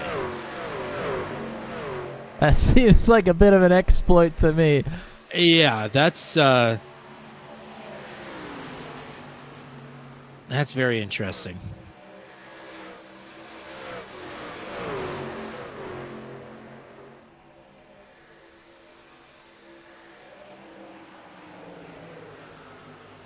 Well, that for sure should get the 0-1 the net lead. Yeah, I mean, that's got to be seconds faster than anybody else on the pit road, probably. Corey Rutherford's dropped a couple of spots. Freed has solidified himself in third, and now Tyler Berger has gotten around as well. Schlosser in. So Schlosser made it about 57 laps. That is with some caution laps in there as well. So quite the jumbled order. Now, if you're Vroman, Palumbo, Freed, Berger, Corey Rutherford, when do you pull the trigger on what could be your final stop? Well, I mean, at this point, they came down on lap 98 or 99 for a couple of them. Other than Josh Freed. Josh Freed last came down on lap 91, but I think he just kind of eyed that 150 marker. I mean, originally when we started this race, if things were to go green, I would assume the pit stops would be on 50, 100, and 150, so you're almost on your correct strategy again. You've just used one extra set of tires that you didn't really mean to. And there's Nathan Reynolds in the chat. Very excited to see you Saturday as well. I'm not even going to bring it up. We're just excited to see you back on track next Saturday.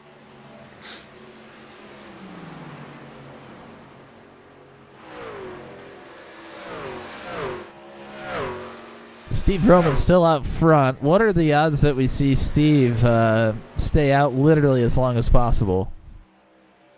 I mean, he's been threatening to do this since the second Venom Truck Series race we ever broadcast at Michigan. I think it's about time that we see the Steve Roman super overcut. Get him to victory lane. He's been close a couple times over the years. On the overcut, I should say. He really did have that race in Michigan on lock until someone who will not be named brought out a caution very late.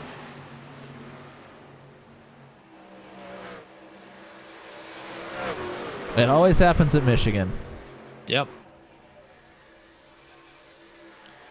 So Matt Schlosser is a little bit down the running order here in terms of the drivers who have already made a pit stop.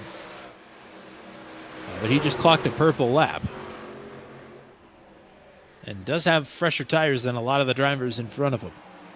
In fact, all the drivers in front of him.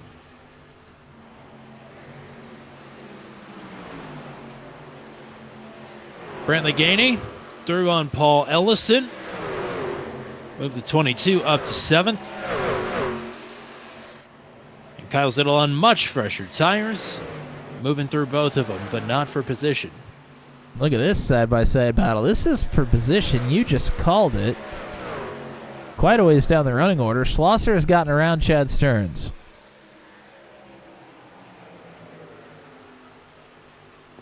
And Joshua Monacek has retired from the race. Down in the 21st position. I think Joshua Rutherford will be able to move through. As for second, Josh Freed is through on Hayden Palumbo. And Palumbo now with Burgert underneath of him.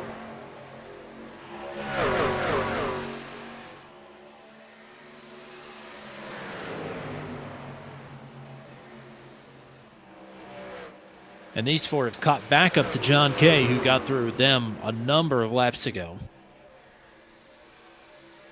Again, not for position. But Freed is 2 seconds behind Steve Roman. 2 seconds and change, in fact. Roman has really done a nice job of setting a steady pace up front.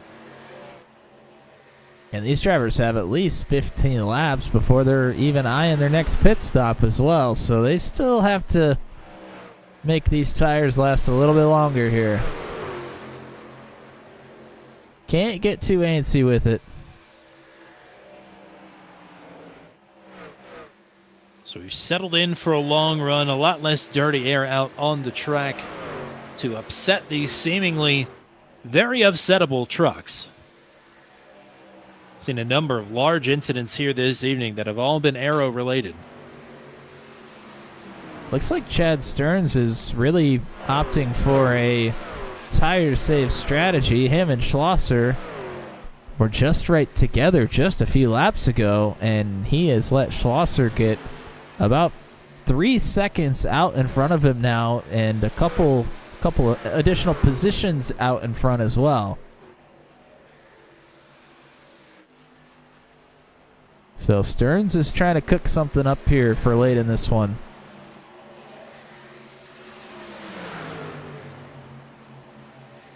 Again, to reiterate, just in case anybody missed it earlier, Matt Schlosser is very much in control of the championship. It's really going to take something extraordinary to bring Stearns back into the fold.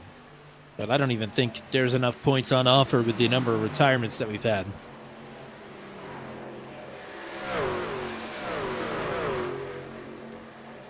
Oh, problems for Brantley Gainey through the grass, through the quad oval. But is back in motion.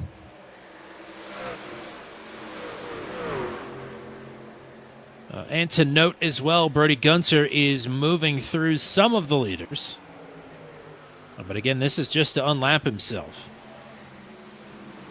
He runs in the 10th position, the top driver of these drivers that have pit under this green flag run. Now, just to be crystal clear, the drivers that have already pit under this green flag run will have to come in again. Surely they don't have enough to make it to the end.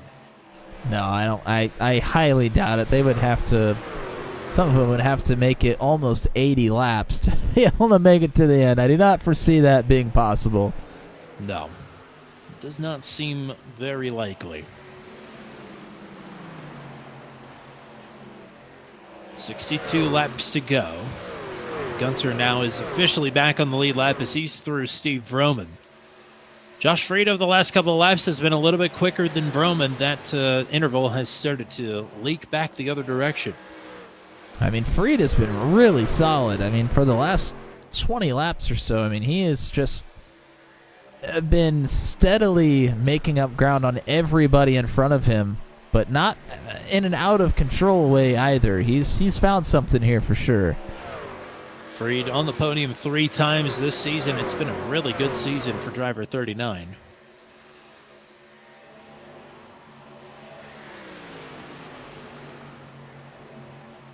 One of those drivers that was just barely not in the postseason.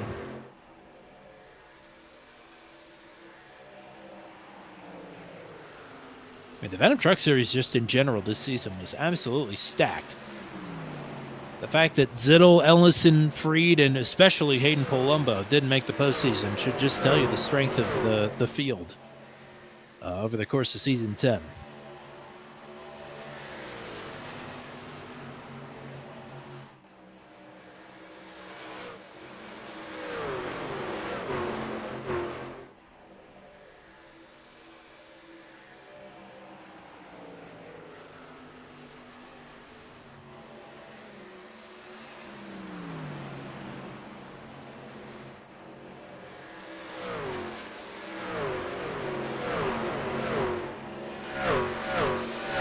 And Decano working through on fresher tires. He is the next driver behind Brody Gunter, but I mean, he is 5.5 seconds behind the 01. So provisionally in second. Although I'm not sure if it goes green from here on out, if it's going to quite shake out that way. But he's second of the drivers that have already pit. I would imagine for a handful of these drivers that are still out on the track that they will be coming to pit road as soon as lap 150 is on the board, maybe even a little bit earlier. There's a 55, I think even 57 laps on a run with a couple of caution laps in there, though. But in theory, that opens up the pit window here in about 3 laps. And here comes Josh Freed. How about now? Well, Freed did come down on lap 91. He came in before almost everybody else that stayed out on the racetrack here. Yeah, I find it hard to believe that he'd be able to make it to the end from here. Yeah, it would be very tough. I mean, we saw Schlosser make it 57 laps, but I mean that was with some caution laps in there as well. So I don't. Yeah, it would be very tough for him to make it. It's very interesting that he was able to make up so much ground, even on the older tires and some of these other drivers. He did a really nice job saving some tire there, but still running quick laps. Hayden Palumbo just smashed the wall at a turn number 4 that's cost him some time.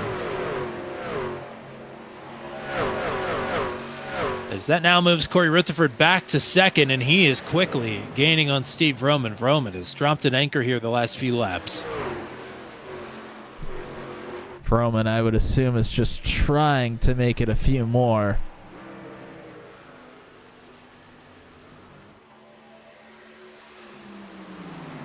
Not only is fuel the concern, tires as well, I would imagine, a concern.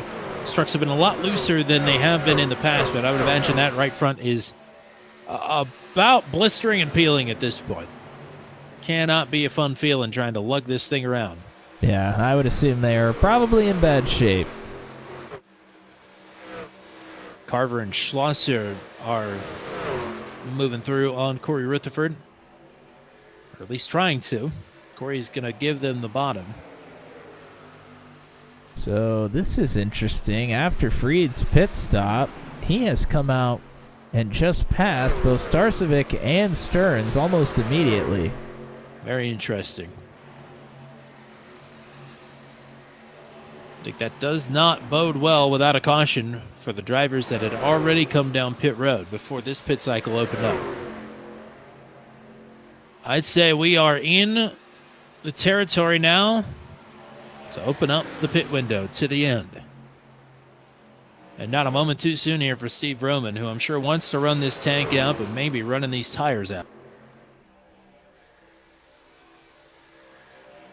I think it was Rockingham last week. Roman stayed out so long that he actually got a meatball flag for essentially blowing the right front tire. Here goes Corey, hanging the back end of the truck out, but he is going back to the lead. Has it at the stripe, and now he's cleared.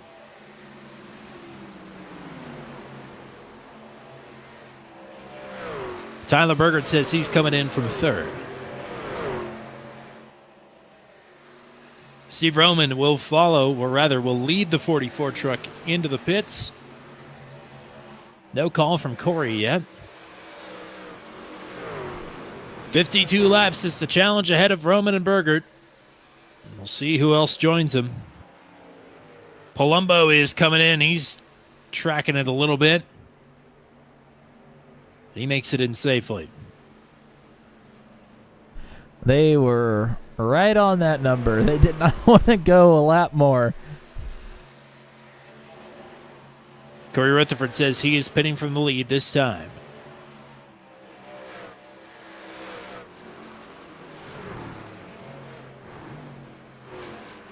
So here comes Corey.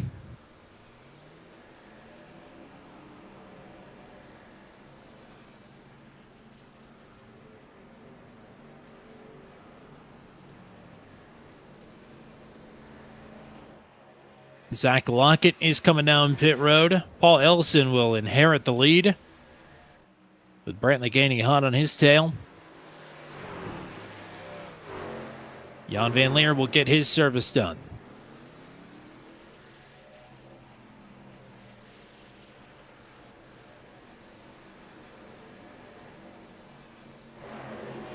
So Ellison says he's pitting this time. Gainey will be the last one then to complete the pit cycle. They are both coming in this time.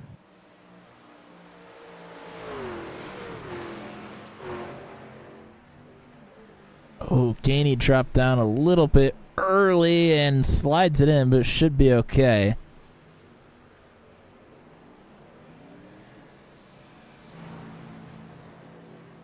And here is...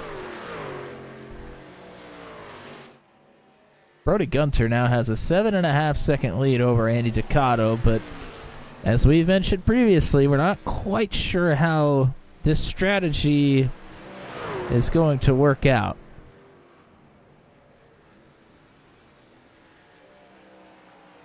Josh Freed has been on the wrong end of the strategy by a couple of laps before.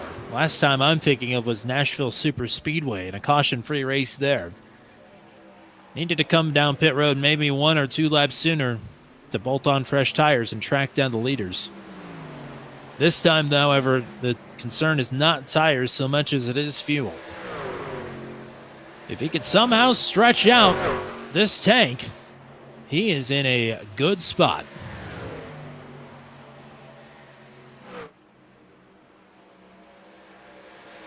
Because we know Gunter, Ducato, Carver, Schlosser, Zittel, Stearns, Starcevic all have to come down pit road again.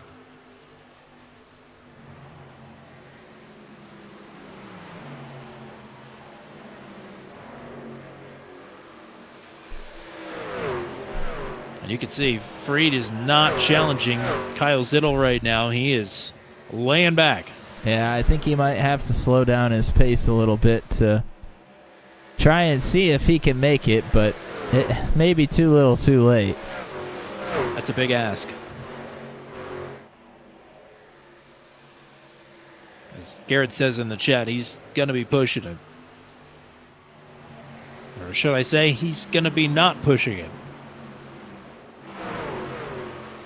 There goes Steve Roman, who just came down pit road a few laps ago. He goes by Chad Stearns. Rutherford to follow. Hayden Palumbo not too far behind. Palumbo just moved through on Starcevic. These drivers are only about 15 seconds behind your leader, Brody Gunter, and Gunter and company still have to make another pit stop. They're about 9/10 of a second per lap faster.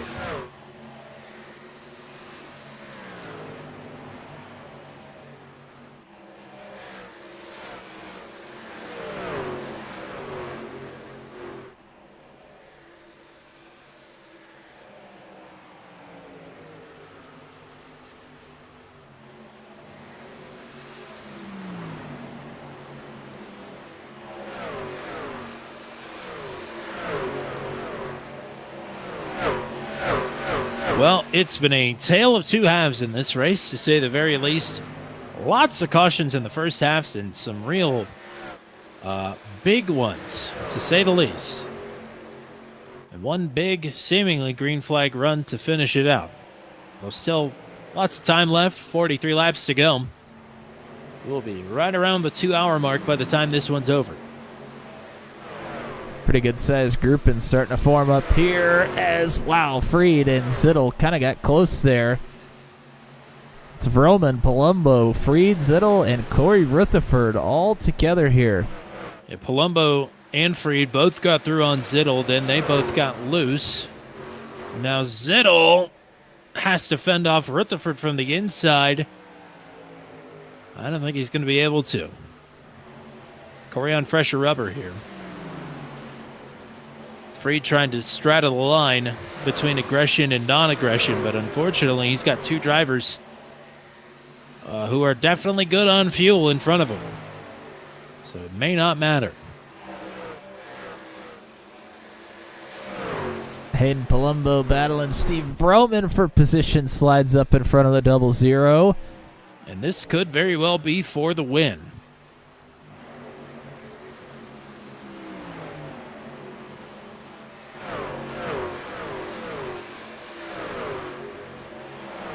Palumbo has asserted himself in front of the 00. That's for 5th for the moment.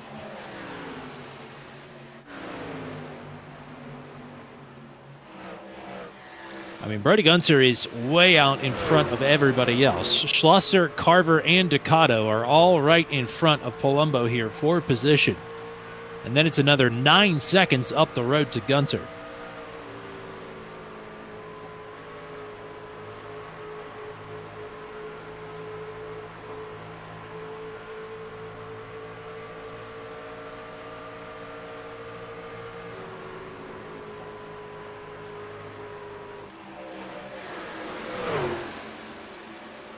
So Schlosser will drop 2 as Palumbo and Vroman move through. Next up is Carver.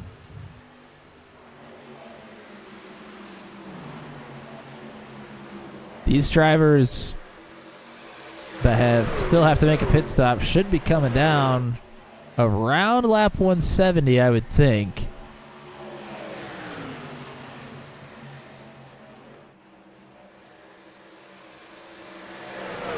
Palumbo through to 2nd, Vroman through to 3rd.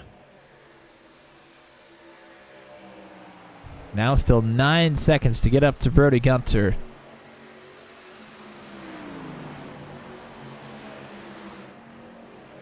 Margin at the line was 8.88.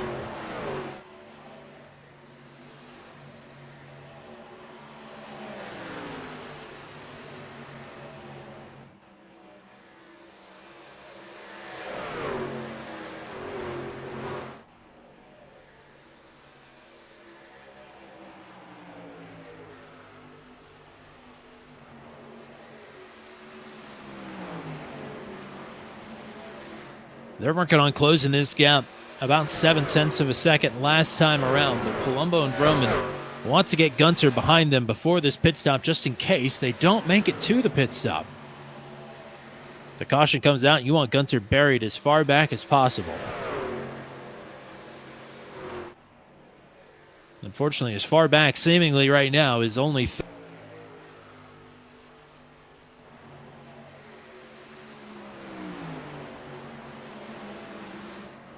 Tyler Berger having a great run here.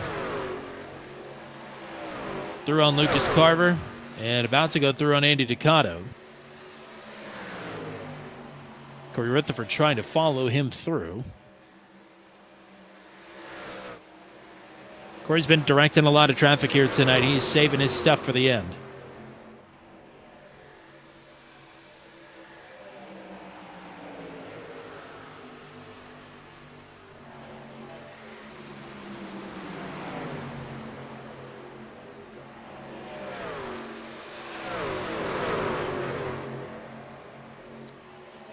Gary Clark says he's pitting this time.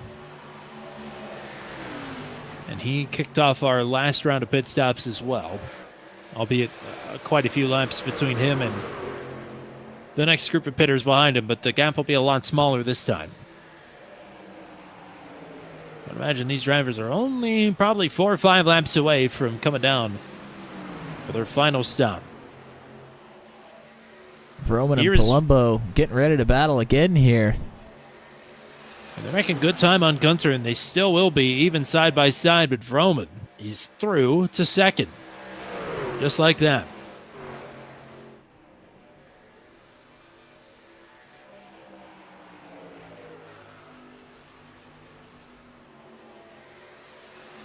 I had an issue for Paul Ellison, but it might have been a connection issue.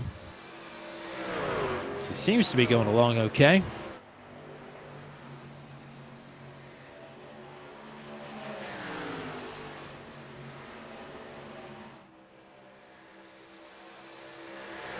Some tense moments here. Will this go green the rest of the way? And who will take the final checkered flag for the Venom Truck Series on turn 200? If I've said it once, I've said it, I don't know, probably 40 or 50 times. Love a strategy race.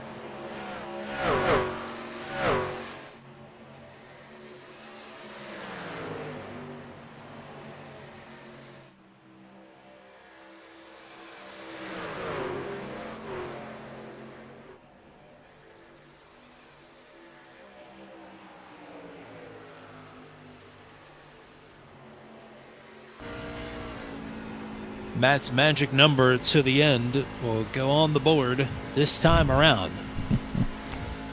We'll see what kind of takers we have. Say, Gunter's been a pretty reliable study of yours. You usually call when he gets to come down pit road. Andy Ducato will take you up on it. Yeah, I mean, for Brody, I think he waits until, if he can, he waits until Vroman and Palumbo probably get by him. I think probably hoping a caution may come out. Not impossible here on pit road. Yeah, for some of these other drivers, they don't have that luxury, and they have come down. Ducato, Zittel, RJ Starcevic. Sounds like Lucas Carver coming down this next time as well.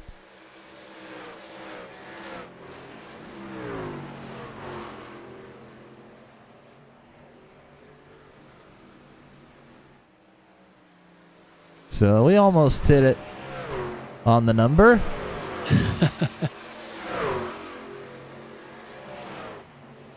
Brody Gunter pitting this time is the call. All right, so he doesn't even wait for Vroman and Palumbo to get to him here then. There go Vroman and Palumbo right on by. New leader 00. But he can't celebrate too much. Palumbo is right here. Corey Rutherford has gotten back through on Tyler Berger, so Corey Rutherford is in third. What a return to the Venom podium it would be for Corey. Last time he was on our final interview train of the night was in round 2 of season 5 at Michigan, a race that we mention a lot, but for good reason.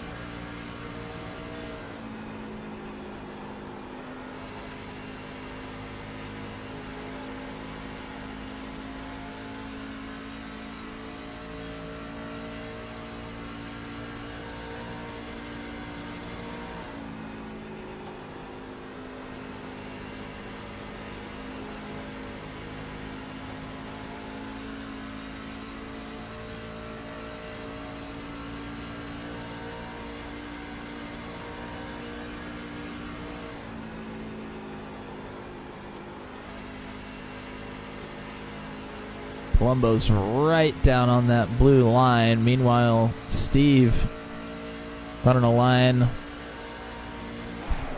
maybe 2 or 3 feet further up the racetrack there in turns 1 and 2.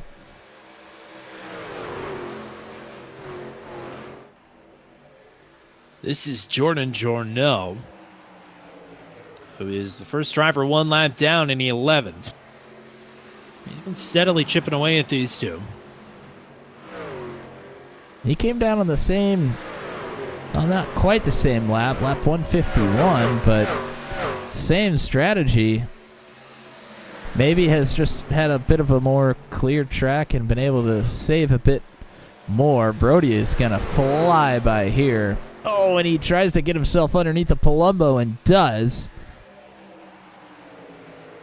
What does Steve Roman do here? Oh, man. That was very close between Gunter and Palumbo. Steve sticks to the top and is in jeopardy of maybe losing a position to Palumbo here as well. But able to keep it out front, still in the lead, the 0-0.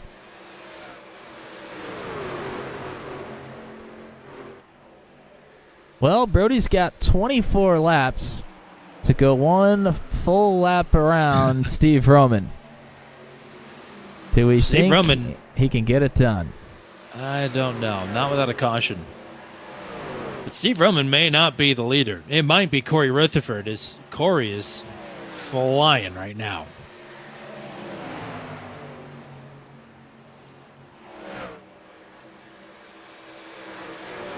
Gary Clark also flying, albeit on fresher tires.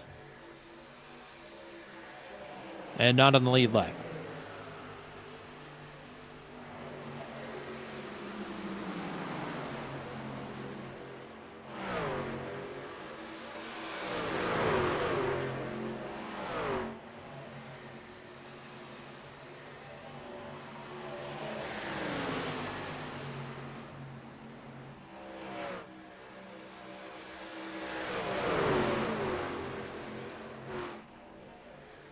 Oh, Gary into the wall right in front of Corey.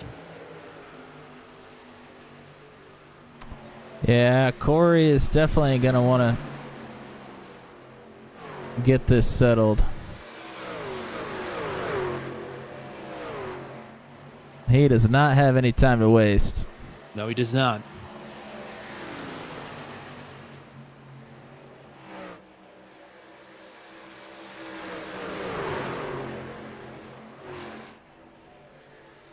Oh, as Jordan Journeau slams the wall out of 4 right behind him. Here comes Rutherford, dives underneath the 35. He's got exactly a truck width to work with, and he puts it in there beautifully. Corey Rutherford is looking for second.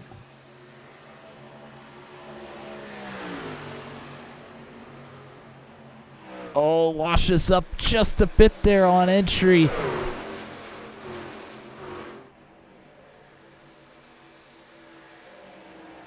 Clark on fresher tires might be a deciding factor in this.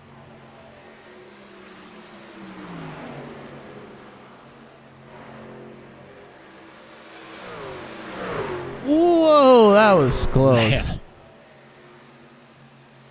He's itching to get through.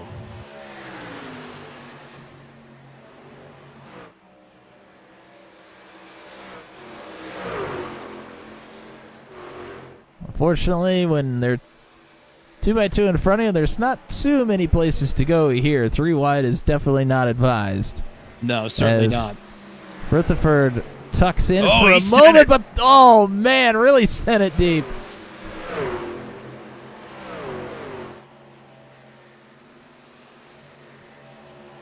It might have to back off and cool down a little bit. But that has opened up a 1 second gap. Oh, contact! For Roman! Is Corey still trying to take these Oh, shots? Palumbo in the wall.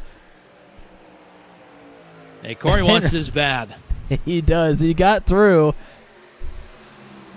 But does he have anything for Steve? Like you said, Steve has gotten a 1.5 seconds out in front of Corey now.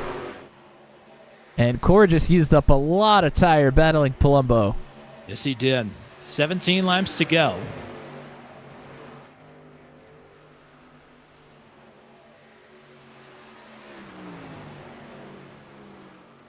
Meanwhile, Bertie Gunter about 21 seconds behind Steve Roman.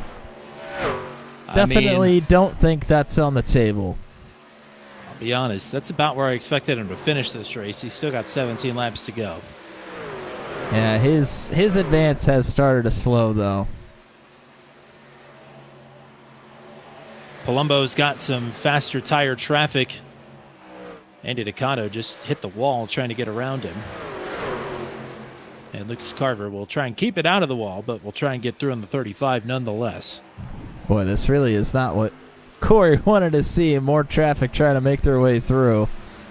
Yeah, last time around, Rutherford was about a tenth off of Roman with clean track around him.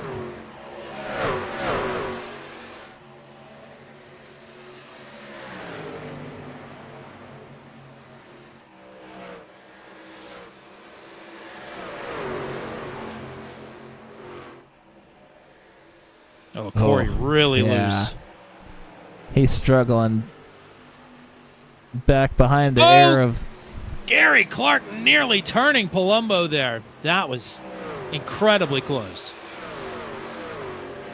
And Gary just going to roll out of it now. Goodness gracious.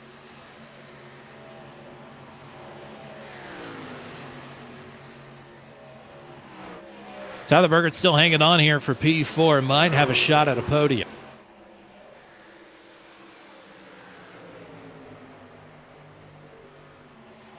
Nearly identical lap times for Vroman and Rutherford give the advantage to Corey, but only by 7 thousandths of a second, as Vroman is mired in traffic.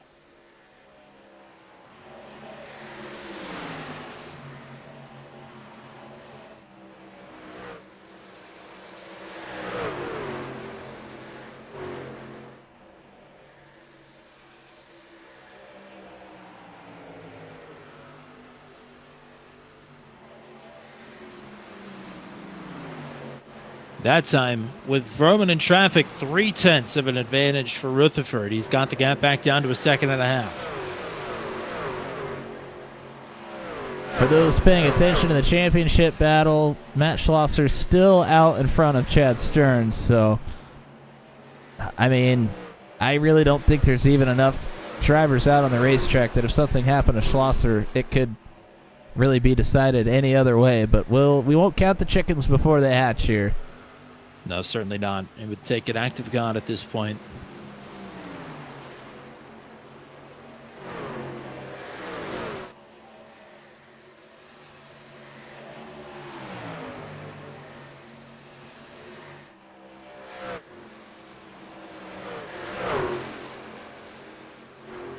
Corey again with Gary Clark coming up on him. Matt Schlosser as well on much fresher tires than both of these two.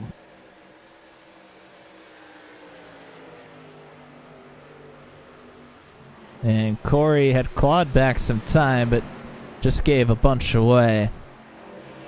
Yeah, certainly. So Roman in the driver's seat with 9.5 laps to go. But Roman did fall off pretty hard there at the end of the last run.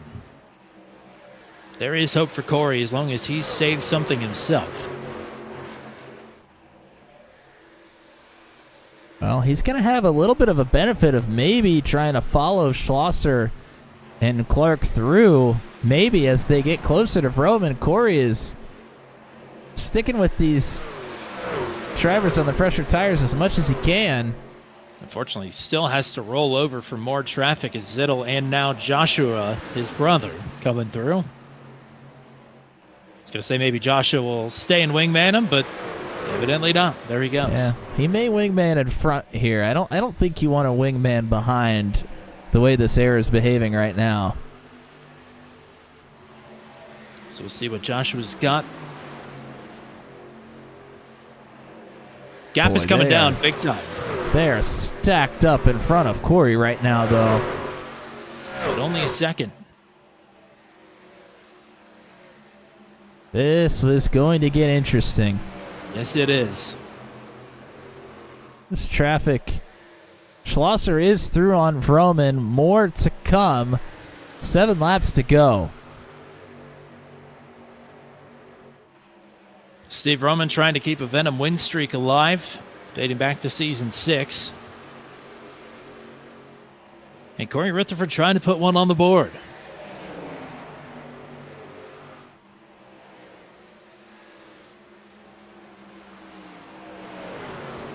Brother Joshua looking for a way around the 0-0 right now.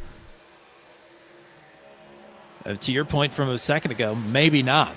Maybe trying to stay planted on this tailgate. Yeah, you may have something there. Josh Freed has just come down pit road. He will not have enough fuel. And boy, that puts the rest of these drivers awfully close as well.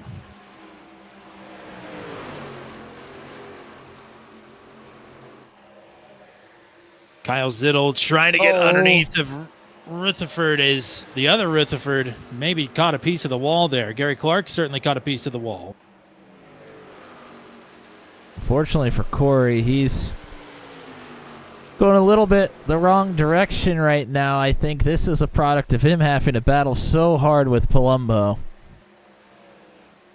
Froman trying to shake the two drivers behind him who are side by side, but he cannot.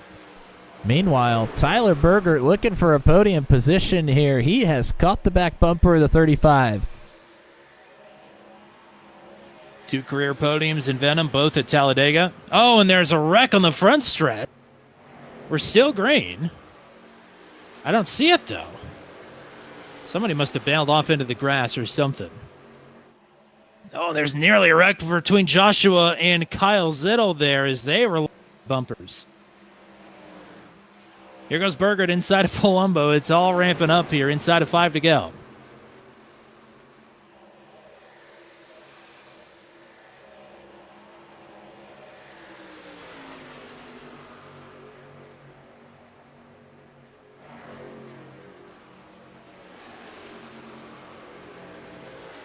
Rutherford and Zittel now through on Vroman. So the only thing between Vroman and Rutherford is 1.2 seconds.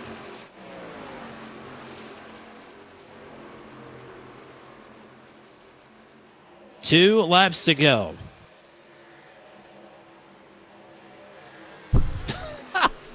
Corey is poking his Steve Roman voodoo doll right now. I mean, you said he was directing traffic earlier. He's now directing Steve Roman to magically blow a tire. It did happen last week at Rockingham, and Corey has cut a couple of tenths out already in this lap. Never say never. Vroman just wants to see the white flag. Oh, and Corey tags the wall. Going to lose a bunch of time there. Final lap of the Venom Truck Series on turn 200, and it's led by Steve Roman. Will it finish that way?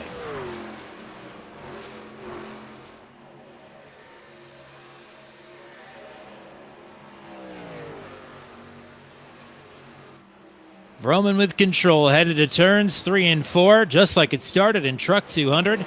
It's going to finish the Venom Truck Series with the 0-0 on the top of the pylon. Steve Roman wins the Season 10 finale at Charlotte. Corey Rutherford with a career-best second. Tyler Berger matches his career-best third.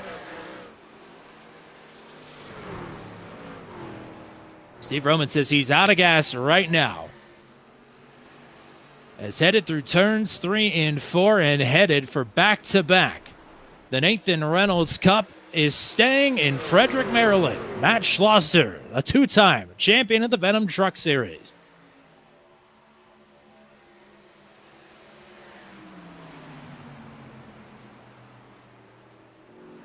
Tyler Berger also says he's out of gas. Not going to get much celebrating in here.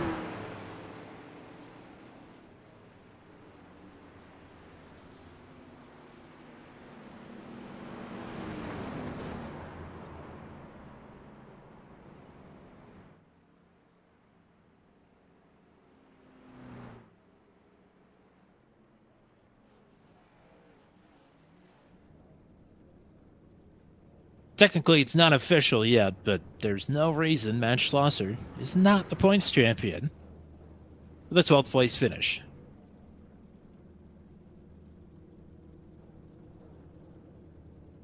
Steve Roman has parked it at Victory Lane. Unfortunately, I think that is where it is going to stay.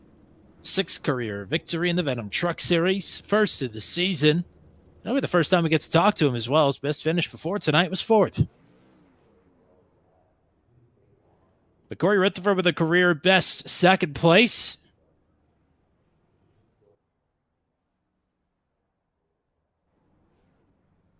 And Matt Schlosser.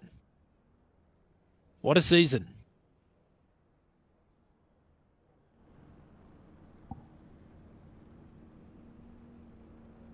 Six wins and 11 podiums for the 04.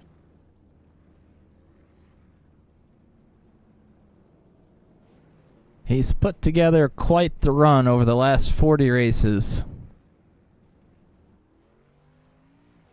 Back-to-back regular season and season championships.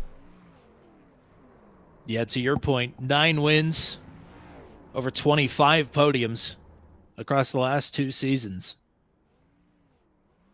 He is absolutely tearing it up. But it'll be a quick celebration for the 04 and a lot quicker for your race winner as well. Let's get the final full finishing rundown of the Venom Truck Series on turn 200. And how about it for Steve Roman? Man, this is exciting. We'll get to talk to him. We'll get to talk to Corey Rutherford, and we'll get to talk to Tyler Berger. What a podium to send us home. Hayden Palumbo will have to settle for 4th. Brody Gunser all the way up to 5th there at the end. Impressive stuff. Paul Ellison in 6th. Brantley Gainey in 7th. Zach Lockett, despite being crashed multiple times tonight, will finish in 8th. And Ducato Lucas Carver, your top 10. 11th for Jan Van Leer. And Matt Schlosser, the series champion for the 2nd season in a row. We'll talk to him as well. Kyle Zittel in 13th. Josh Freed in 14th. Chad Stearns will round it out in the top 15. Jordan Jorno in 16th. 2 laps down in 17th. RJ Starcevic. Gary Clark in 18th. Austin Holyfield in 19th. John Kay is running at the end of this race in 20th, as is Joshua Rutherford in 21st.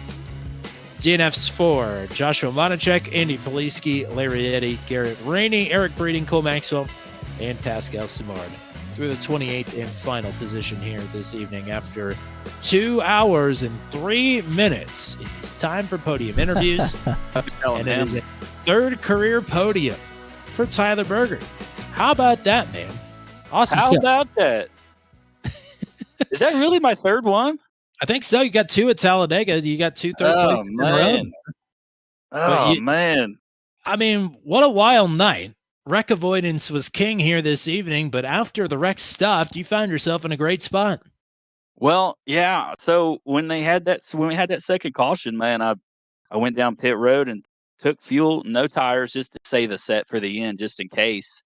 And then it ended up going a long run, man, and it kind of worked out to where once the tires kind of settled in, and then the guys that were 20 laps behind us on pit strategy, they really couldn't catch it. Kind of evened out a little bit, and it was just a throw to the wind, man, and it worked out.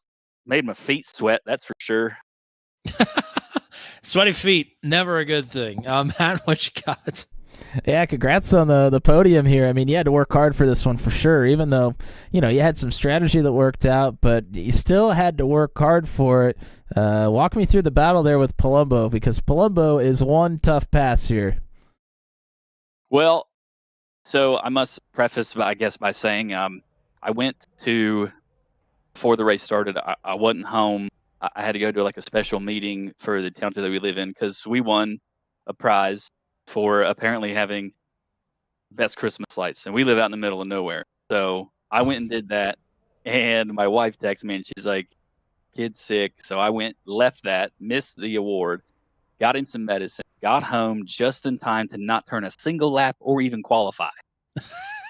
So there's that. The first lap I turned here was the green flag, and I caught Palumbo early in the race, and I still was trying to figure the truck out. Without any practice, it wasn't easy. And I started to kind of figure things out about halfway, and we fought a little bit there about midway, and I finally got around him. And I think I just saved the tires better. Boiled down to that. When it comes to longer races, I tend to do a little bit better because I'm a little bit better at saving tires than a lot of people.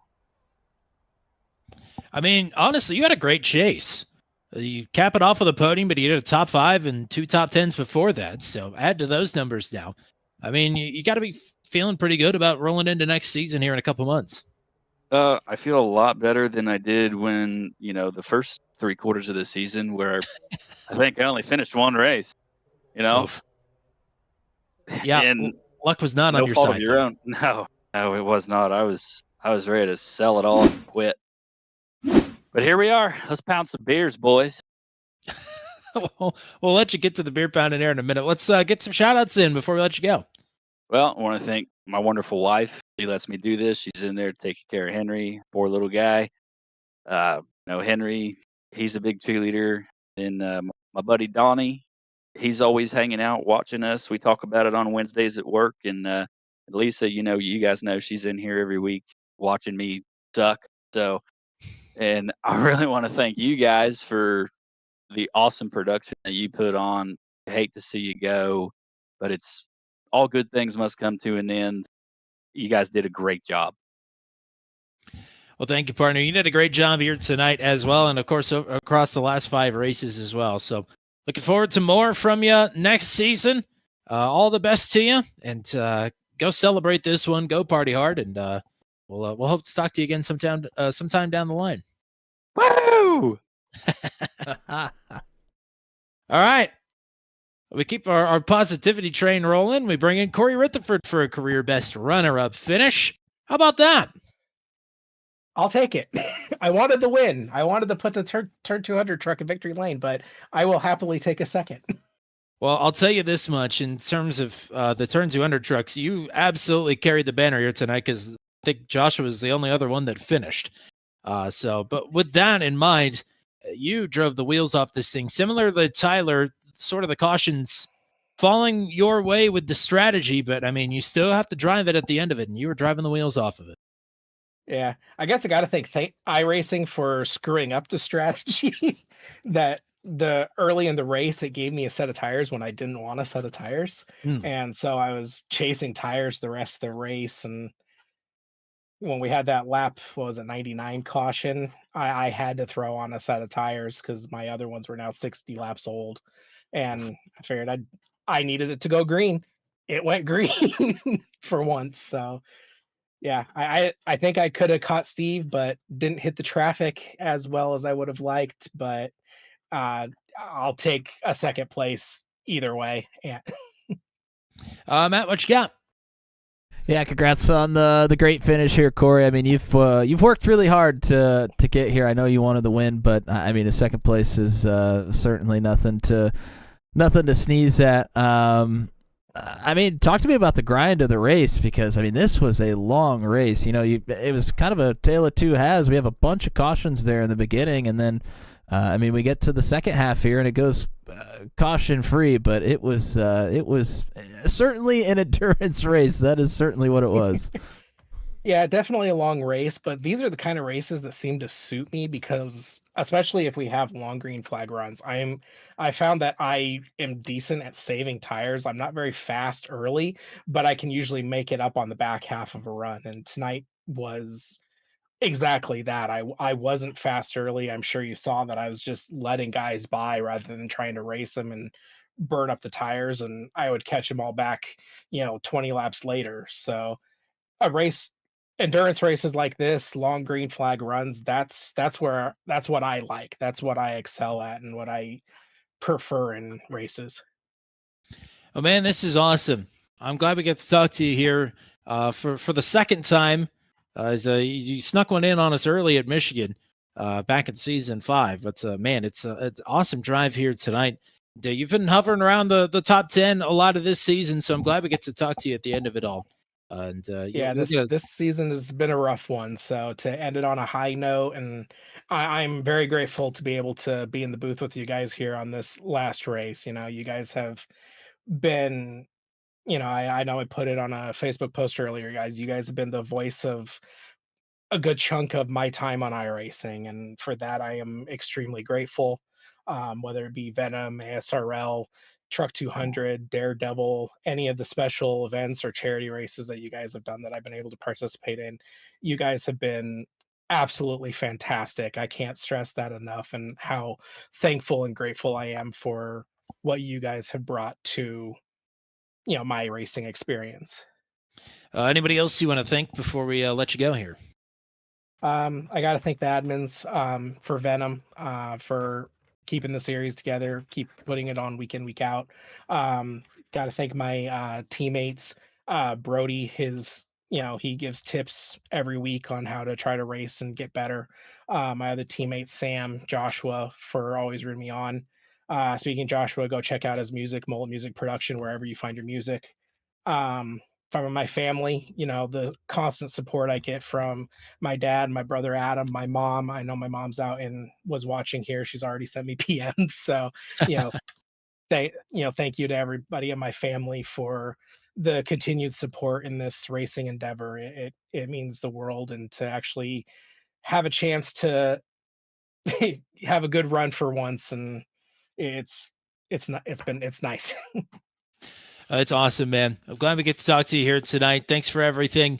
And, well, I'm sure we'll be talking to you again more on Wednesday nights as Daredevil continues to roll along as well. So this is Oh yeah, definitely I'll be there. this is definitely a see you down the road sort of situation. But great Yeah, stuff here tonight. Go celebrate. We'll talk to you again here hopefully soon. I appreciate it. Thank you, fellas. And the final checkered flag of the Venom Truck Series on turn 200 belongs to Steve Vroman. After 200 laps here tonight, he finally did it. After all these years, we finally get to see the Steve Vroman overcut win the race. How about that? Yeah, how about that, guys? That's a great feeling. Be able to talk to you guys one final time, winning the race here, and be able to get into the broadcast here and tell you guys how much we appreciate everything you've done for us. Well, let's appreciate you first with your, I think, sixth win of your career here in the Venom Truck Series. Awesome stuff here tonight. I mean, so much craziness in this race. This is the second time in the chase that somebody's been wrecked early and have gone on to win. I mean, talk us through the first 100 laps versus the last 100 laps to get yourself into this position.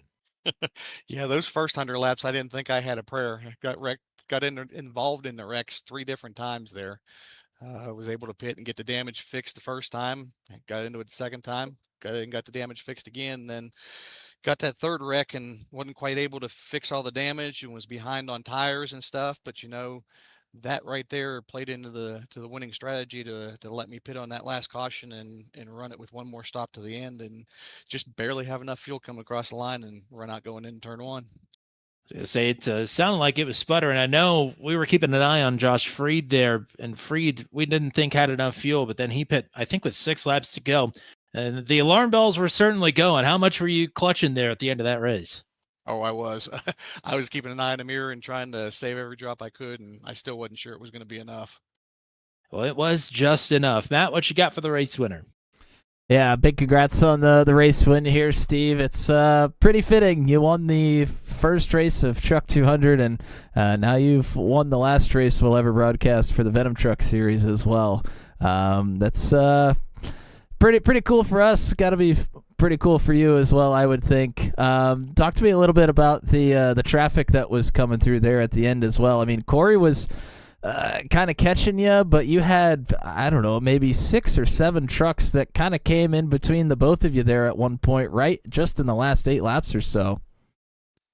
Yeah, that lap traffic definitely helped me. It all depended upon where they caught us and where they were going around us, and it seemed that I was getting caught and passed in better positions than Corey was there, and that lap traffic also helped me be able to save just a little bit of fuel, just enough to stay ahead there and finish to the end. And back to your other statement there, yeah, I was going to mention, I won that first race, Truck 200, and it's kind of fitting and kind of great to be winning the last race here that you guys are broadcasting too. So that's a really great deal right there.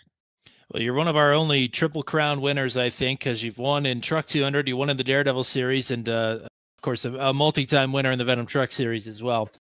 So the floor is yours here from the top step here this evening. Anybody you want to thank, have at it. Yeah, first of all, I would just want to say thanks again to you guys. It's been I think 5 seasons you guys have been broadcasting with us. We appreciate everything you've done. We're definitely gonna miss you guys in the broadcast booth, and would love to see you guys out there on the track with us running if you guys get a chance. Other than that, thank my teammates. Big thanks to Andy. He was spotting for me at the end and was a big help in maintaining the gap and getting me through traffic and everything like that. And shout out to Eric and shout out to Jeremy too. We miss him and hope he gets to run with us again here soon. And of course, our sponsors at None Your Beeswax Apiary. All righty, partner. Thanks for the time. Go celebrate the win. Go party hard, and we'll hope to talk to you again at some point down the road here on Turn 200. Yes, sir. Thanks, guys. I appreciate it. Certainly one of the mainstays of the channel. We love getting to broadcast Steve Roman whenever we can. And you talk about mainstays on the channel. He only came through about halfway through our full-time run as broadcasters, but he started the most races on the channel, and now he's a two-time channel champion as well. Matt Schlosser with his second Venom Truck Series championship in a row. How about them? Yeah, that's pretty cool. Pretty cool. Very happy to be able to call myself that. So that's pretty cool. I mean, a bit of a weird race here this evening. Didn't see you right at the very front most of the night, but I'm sure you had your sights set on at least staying in front of Chad Stearns and John Kay. And you were certainly doing that even before John Kay sort of ran into some issues, but you pretty well stayed right around Chad Stearns most of the night. Yeah, my plan was to score some stage points and kind of monitor how many stage points Chad and John were scoring. And after the first stage, Chad, I think only scored a couple, and I scored a few more than him. And John was further down, and that moved the target for where I needed to finish to be pretty low. And then I knew I just needed to have a clean race. And once Chad didn't score points in stage 2, it was pretty much, I think, clinched. So it just was a matter of bringing it back the rest of the way. So yeah, it was kind of an odd race. I'd prefer to just get up on the wheel and race and be aggressive. But when there's a lot to lose, you got to be a little bit measured. And it worked out pretty well, and got to have a clean race, and also watched a really cool strategy race play out, because that was pretty interesting to see how all that worked out. Certainly a clean race in a night where not many of those were going around. That's for sure. Matt, what you got from Matt? Final society meeting here on a Tuesday night. Yeah, I mean, just a big congratulations. I mean, back-to-back championships. Also, with the chase format, you've also won the regular season championships as well. So, I mean, you've put together a couple of pretty special seasons here in the Venom Truck Series in seasons 9 and 10. I mean, where do you go from here? I mean, you're hosting your own leagues now. You're winning championships. I mean, what's next here for Matt Schlosser and iRacing?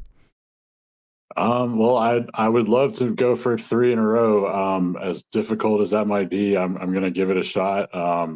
It's going to be hard with everybody here.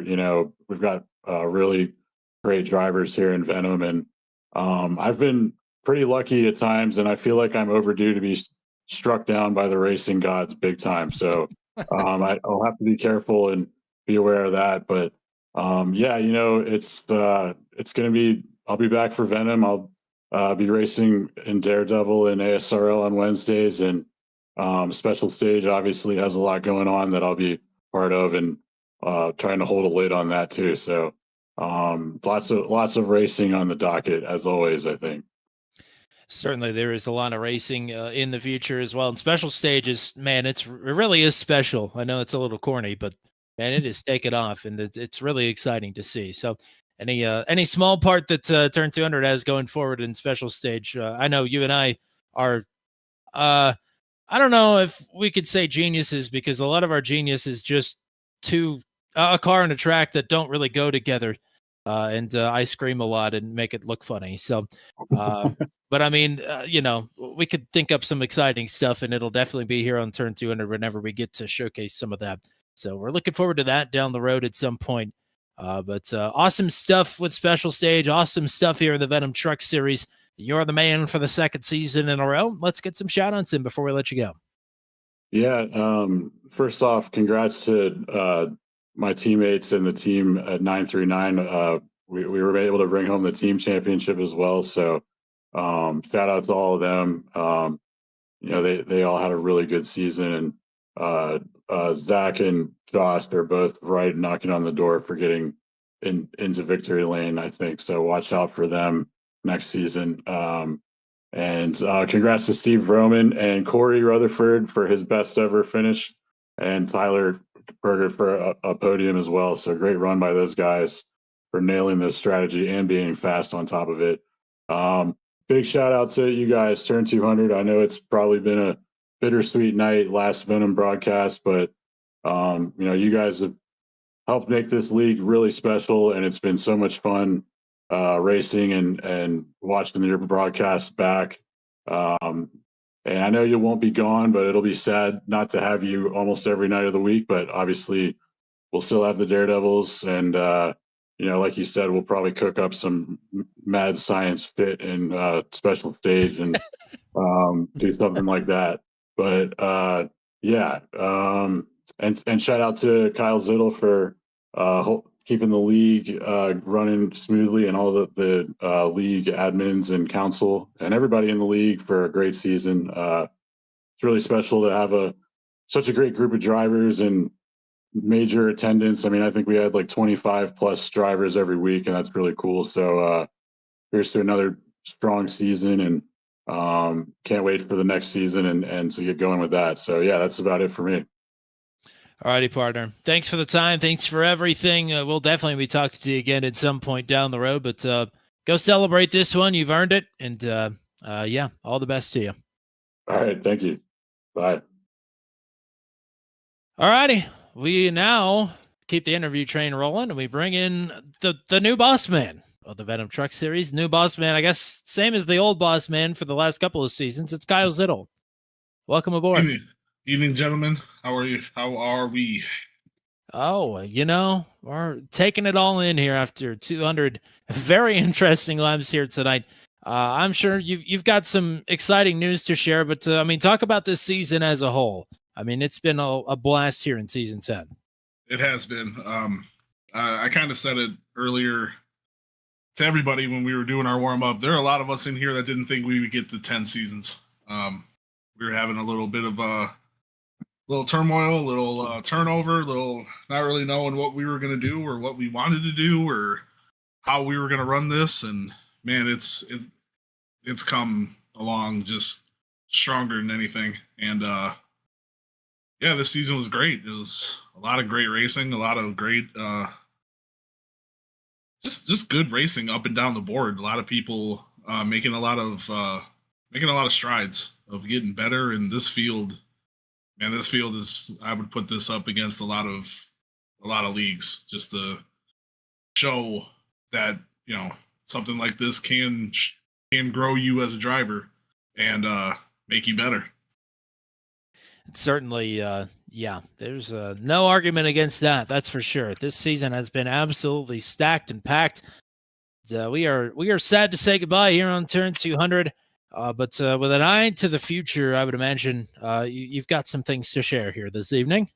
Yeah, I do, and again, like you said, I know we've thanked you week in and week out, but we really, all of us and I kind of said it earlier to you guys, from the bottom of my heart, thank you.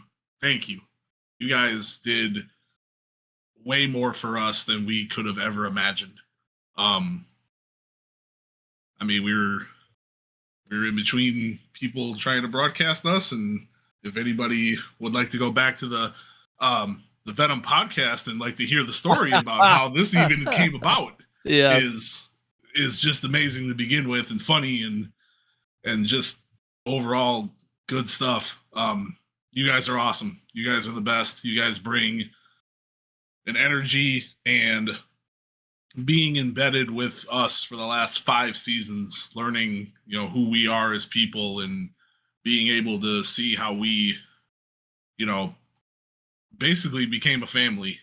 There's some people in families that aren't as close as others, and there are some that are way too close, but it all works out at the end and it all becomes something positive. So again, thank you guys so much for what you've done for the Venom Truck Series, what you've done for, again, like people like Matt Schlosser.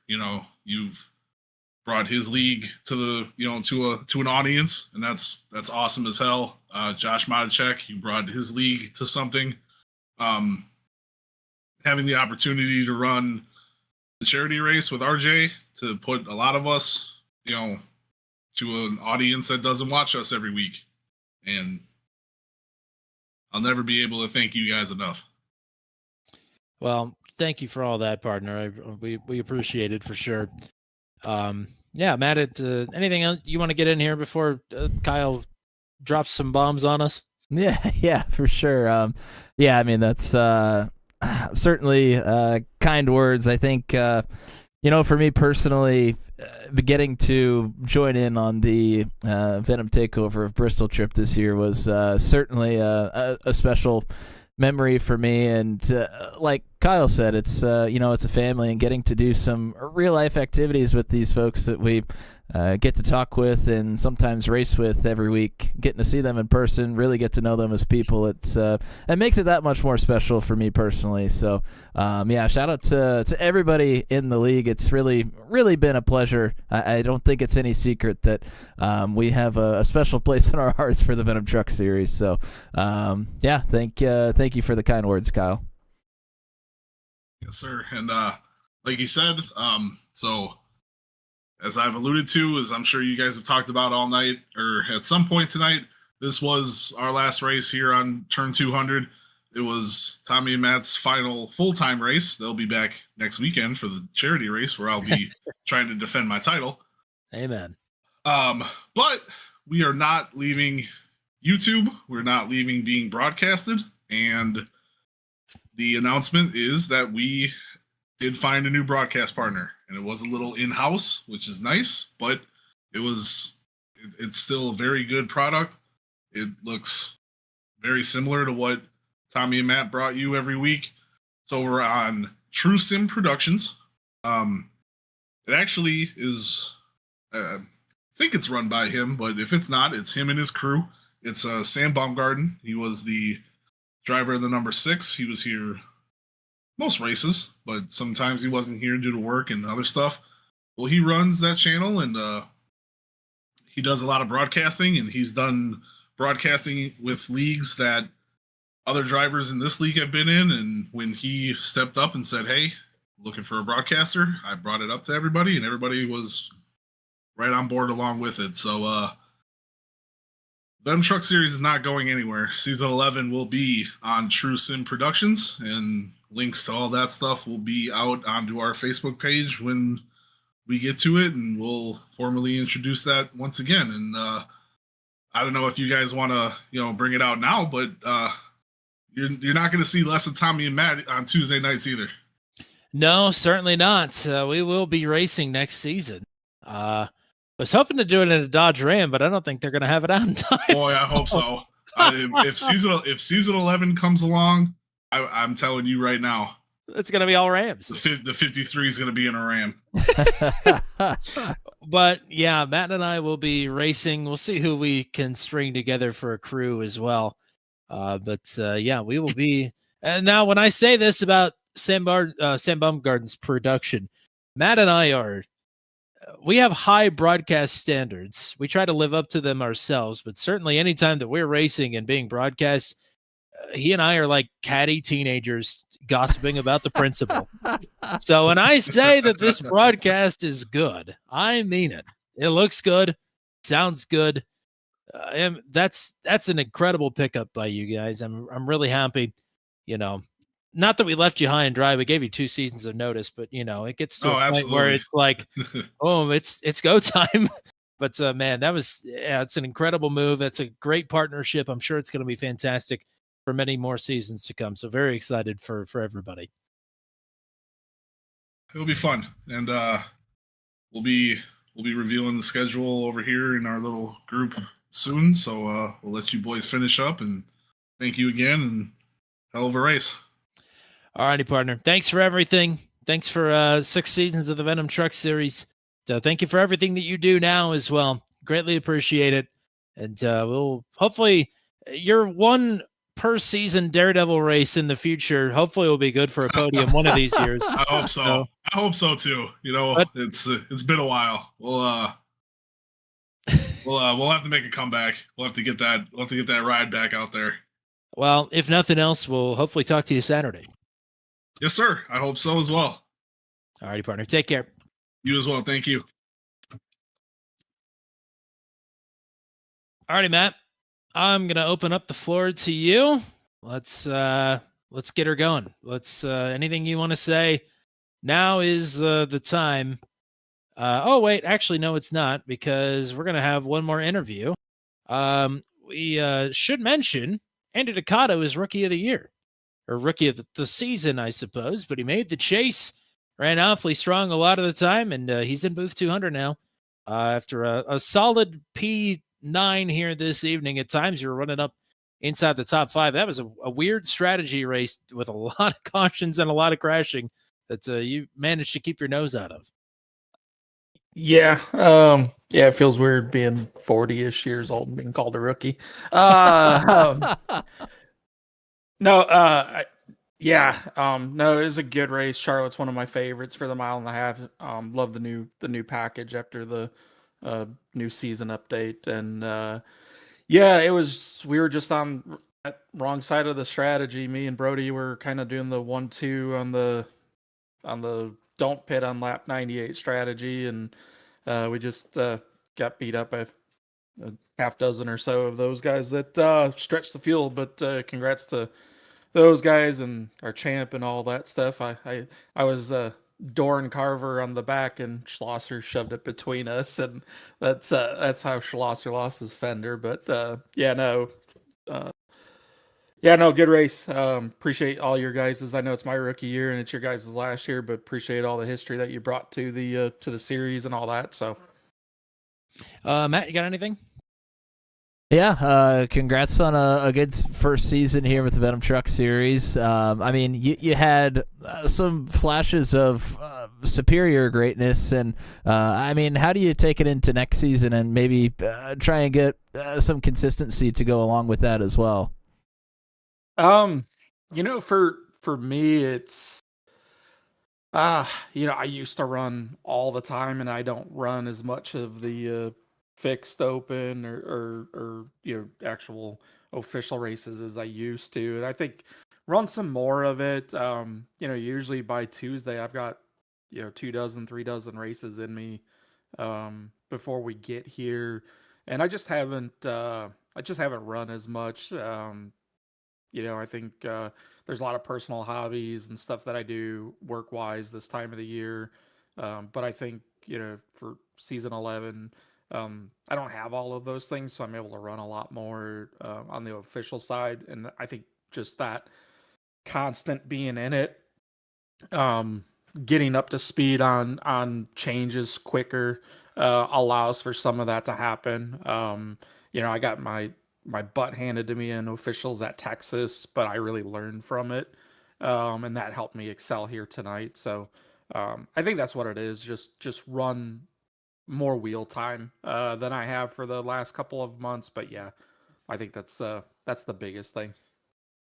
Well, yeah, like Matt said, great first season here in the Venom Truck Series. I guess we won't call it a rookie season, but great first season here with the VTS. Got the win, and got a postseason berth as well, and rookie of the season. So congratulations. Let's get anybody else you want to shout out in, and we'll leave you to it. No, like I said, appreciate you guys. Appreciate the champion, well deserved. Appreciate the winner, Vroman. Good strategy. Appreciate everybody. Appreciate Zittel for the invite and dealing with my sarcastic, smart ass text messages and messages and all of that stuff. Appreciate you guys airing my quasi questionable appropriate paint schemes. I think I had the best one tonight. I probably had the best one tonight for the year. I saved the best for last. So but no, all's good. Like I said, just shout out to everybody that makes this happen. Gonna miss you guys next year. Hopefully you get to play around with us. Looking forward to the charity race though. So I'm glad I qualified for that. So I no longer am a watcher. I get to participate. So we'll see what kind of fun and shenanigans we get to do for the charity race here in Daytona. Well, we're looking forward to that here this weekend. Go take a couple of days off. You've earned it, and we'll see you again sometime down the road. Appreciate it. Thanks again, everybody. Alrighty, now no more cop-outs. Matt Williamson, you've had a little more time to ponder. Let's have at it. This is our last quote-unquote full-time broadcast. Yeah, I mean, first of all, we will be back. This is not our last broadcast in totality, but certainly, I mean, the last, I don't know, at least 3 years of a lot of our time in the last 3 years has been spent in the sim, getting to know the drivers of the various series that we've broadcasted for. The mainstay has certainly been Tuesday nights here in the Venom Truck series, but just a shout out to everybody that has hired us, first of all, because we certainly would not even have a channel if we weren't hired for any of our endeavors here.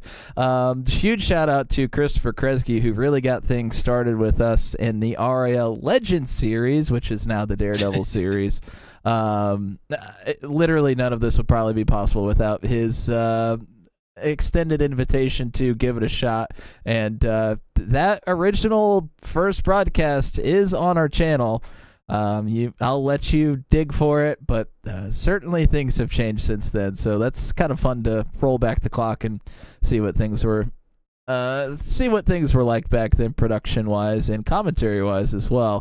Thank you to everybody that has consistently been in the chat with us. We got a bunch of them here tonight that I'll roll through here in just a little bit. But we've throughout the years have had a lot of folks that are consistently in the chat, no matter what league it is, no matter what race it is. They're always here with us. So thank you to all of our supporters. You're not that many, but you are certainly strong, and we greatly, greatly appreciate it. I think I'm just going to turn it over to a thank you to Tommy Cook. Certainly would not still be doing this for this long without him. It was a small pipe dream of ours to turn it into something somewhat sizable. And you know what? I think we maybe even exceeded our expectations. So, shout out to you, partner. Certainly couldn't have done any of it without you. You're the GOAT, and you're going to go on to do bigger and better things in your real life endeavors. So we will look forward to seeing you on our televisions in a larger capacity at some point here in the future.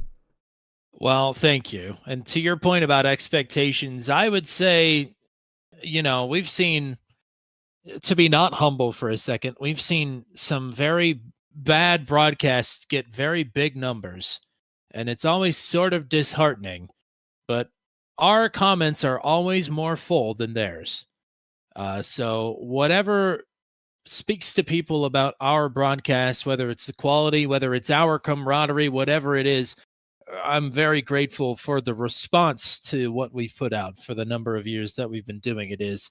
And even tonight, everybody outpouring of love and support in the chat. I cannot speak to everybody enough to reiterate how much it means to me and how grateful I am that I've gotten to do this for the last 3 or 4 odd years. There's a number of people that I want to thank, and it's going to be quite a few of the same few people that you just said, but it's really the core group of people here on the channel and a couple of others as well. But like you said, we literally would not be here without Christopher Kresge. First of all. That's the truth. He took a chance on us. I messaged him with 0 street cred and told him we'd do it for free. And he said yes for some reason, and it's been off to the races from there. So thank you to Christopher Kresge. I'm forever grateful. I extend my sincerest gratitude and thanks to anybody that has kept food on my table for the last 4 years. Just to name all the league admins, Ryan Dye, Kyle Zittel, Corey Rutherford, Zach Flaum, JJ Wang, Matt Schlosser, Rod Mitten, Kenny Stepp, James Lehman. I want to give a special thanks to Nathan Reynolds and to RJ Starcevic for looping us in on the Daytona Charity Shootout. It's wildly successful for us every year, and I'm so glad that we get to be a part of it. I want to also thank Zach Flaum, Nathan Reynolds, RJ Starcevic, Nathan Carroll, Gavin Sanders, Jeff Mathis, James Watson, and Joshua Matichek for spending some time in booth 200 over the years whenever Matt is not available or whenever he decides he has a life. I want to thank Dakota DeMade, Joshua Rutherford, and Christian Jasper for blessing this channel with its visual and audio imaging identity. A quick aside for Joshua Rutherford, just in case he's still watching as well. My master playlist on my preferred streaming platform is measured in days now. It is 10 days of music. And the Daredevil theme came on today when I was on the interstate, and it put a big smile on my face. So I want to doubly thank Dakota DeMaine for not only his years of friendship, but also for wanting us to start our own truck league because Goat Locker Racing wouldn't let him in. So he could race somewhere with vendors. Yeah, and there's God. I mean, it's not doing it justice. All the people that we want to thank, especially here in the Venom Truck Series. God, these people have been an absolute godsend. I have no idea what we would have done if we didn't find the Venom Truck Series. I mean, we would have started Truck 200, and it probably would have failed. Venom is the reason Truck 200 got off the ground. 50% of the league was staffed by the VTS drivers. They have a lot of the early wins. They have a lot of our favorite wins as well. Not just in Venom, but also anytime they sneak one in Daredevil. Yeah, these guys have been just absolutely unbelievable. Andy Poliski, John Kay, we already mentioned Nathan Reynolds, Ryan Dye, Kyle Zittel. I hate to even start naming because I'm going to leave somebody out and it's going to be a bummer. But just everybody in Venom here has been so incredible. And cannot thank everybody enough. This has been a fantastic ride. And I'm sad that it's over, but we we have to move on, unfortunately. You've got a life. I'm sure you want to start a family here soon. And, I'm trying to find a life of my own as well and continue my career. And, this takes a lot of time and a lot of dedication. We want to do it right. And, unfortunately, doing it right is not quite as possible anymore with all the things that we're taking on in our real lives. So it's time to step aside. But we do it humbly and with love and with thanks and gratitude that we even got the opportunity to do it in the first place. So with that, I think we'll turn it over one more time. Oh, and I guess I'd be remiss if I didn't thank Matt Williamson. For anybody that doesn't know, Matt and I went to high school together. We've said that a million times already. But Matt Williamson and I went to high school together. Pretty quickly hit it off. We've been... I think it's fair to say we've been best friends ever since. Pretty close anyway. As long as I'm in the top 5, I don't care. Oh, easily. Okay. Well, I'll take that. But, like you said, this is a pipe dream of ours. We wanted to do it. We wanted to do it right. I think we've done it right. And that means a lot to me as somebody that tries to be as professional as possible all the time. We not only were professional, but we were fun, too, I think. So I'm forever grateful that we got to do this, and then I got to do this with you. So thank you very much. It's I guess for the final time as a full-time broadcaster, let's dig into the chat here. We'll dig into the chat. Did just want to add, it was one hell of a good time, partner. Very, very glad that we did it. So, again, thank you to you. Thank you to everybody that was in the chat here tonight. Lots of love and support from folks both on the racetrack and those that have never been on the racetrack with us. Especially appreciate your support as you support us. Most of the time, folks that watch our broadcasts are probably drivers that want to watch themselves back. If you're not watching yourself, you deserve an extra pat on the back. So thanks to John Kay. Thanks to Joshua Rutherford, especially Dawn Golden, always here to support her boys, but also us. I mean, I think there's been some times that they have not been racing, and she always sticks around and is in the chat. So very, very much appreciate the support. Huge shout out to Ryan Dye in the chat. The felt to bird thing popped me pretty good again here. So shout out to you. Thanks to Zach Lockett, of course. RJ Starcevic. I mean, like you said, giving us the opportunity to broadcast the Daytona Charity Shootout is, I mean, what an opportunity it has been for us. So very excited to do it for another time here this weekend. More for that, I'm sure, from Tommy here in the next minute or two. Shout out to Hunter Leach, one of the OGs. What a fella. Yeah, baby. Thanks for tuning in and being a great friend, partner. Shout out to Jordan Jorno, Garrett Rainey, Nathan Reynolds, Andy Poliski. I mean, look at the names on this list. Josh, or should I say Cole Maxwell. Let's see, Jeremy McKinnon was in the chat. Unfortunately, haven't been able to get him on the racetrack much this season. But, boy, what some good memories we have of him on the racetrack here on the channel as well. Bailey Matichek and Robin Matichek, two of our latest additions to the crew, who are always here as well. So thank you, everybody who was here tonight. Thank you to everybody that has ever watched any second of our broadcast. Appreciate your time and consideration.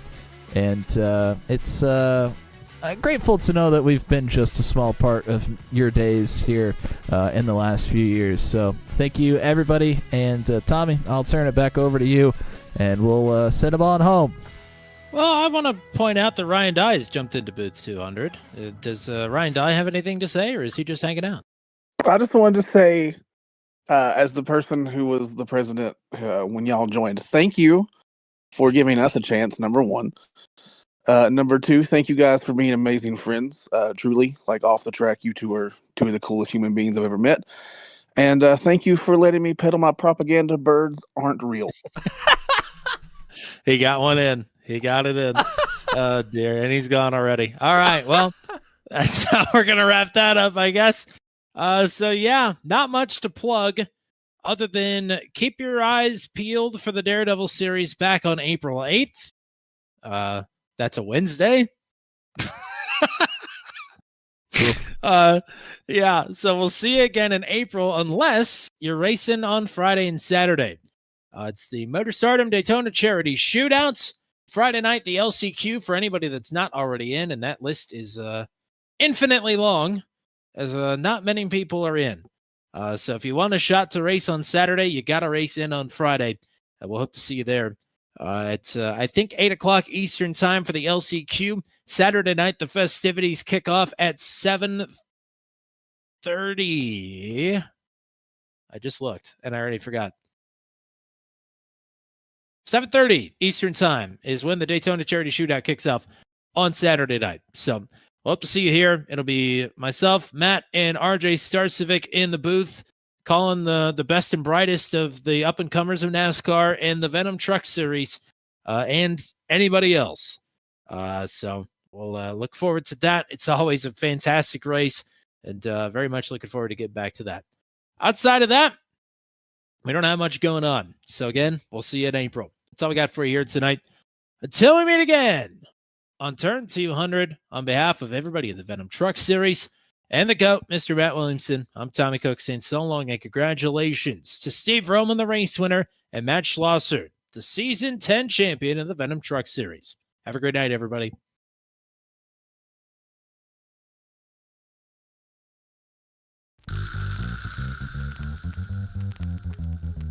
This has been a live broadcast on Turn 200. Be sure to hit subscribe and hit the bell to get notified of when we go live next. Thank you very much for joining us, and we'll see you again soon.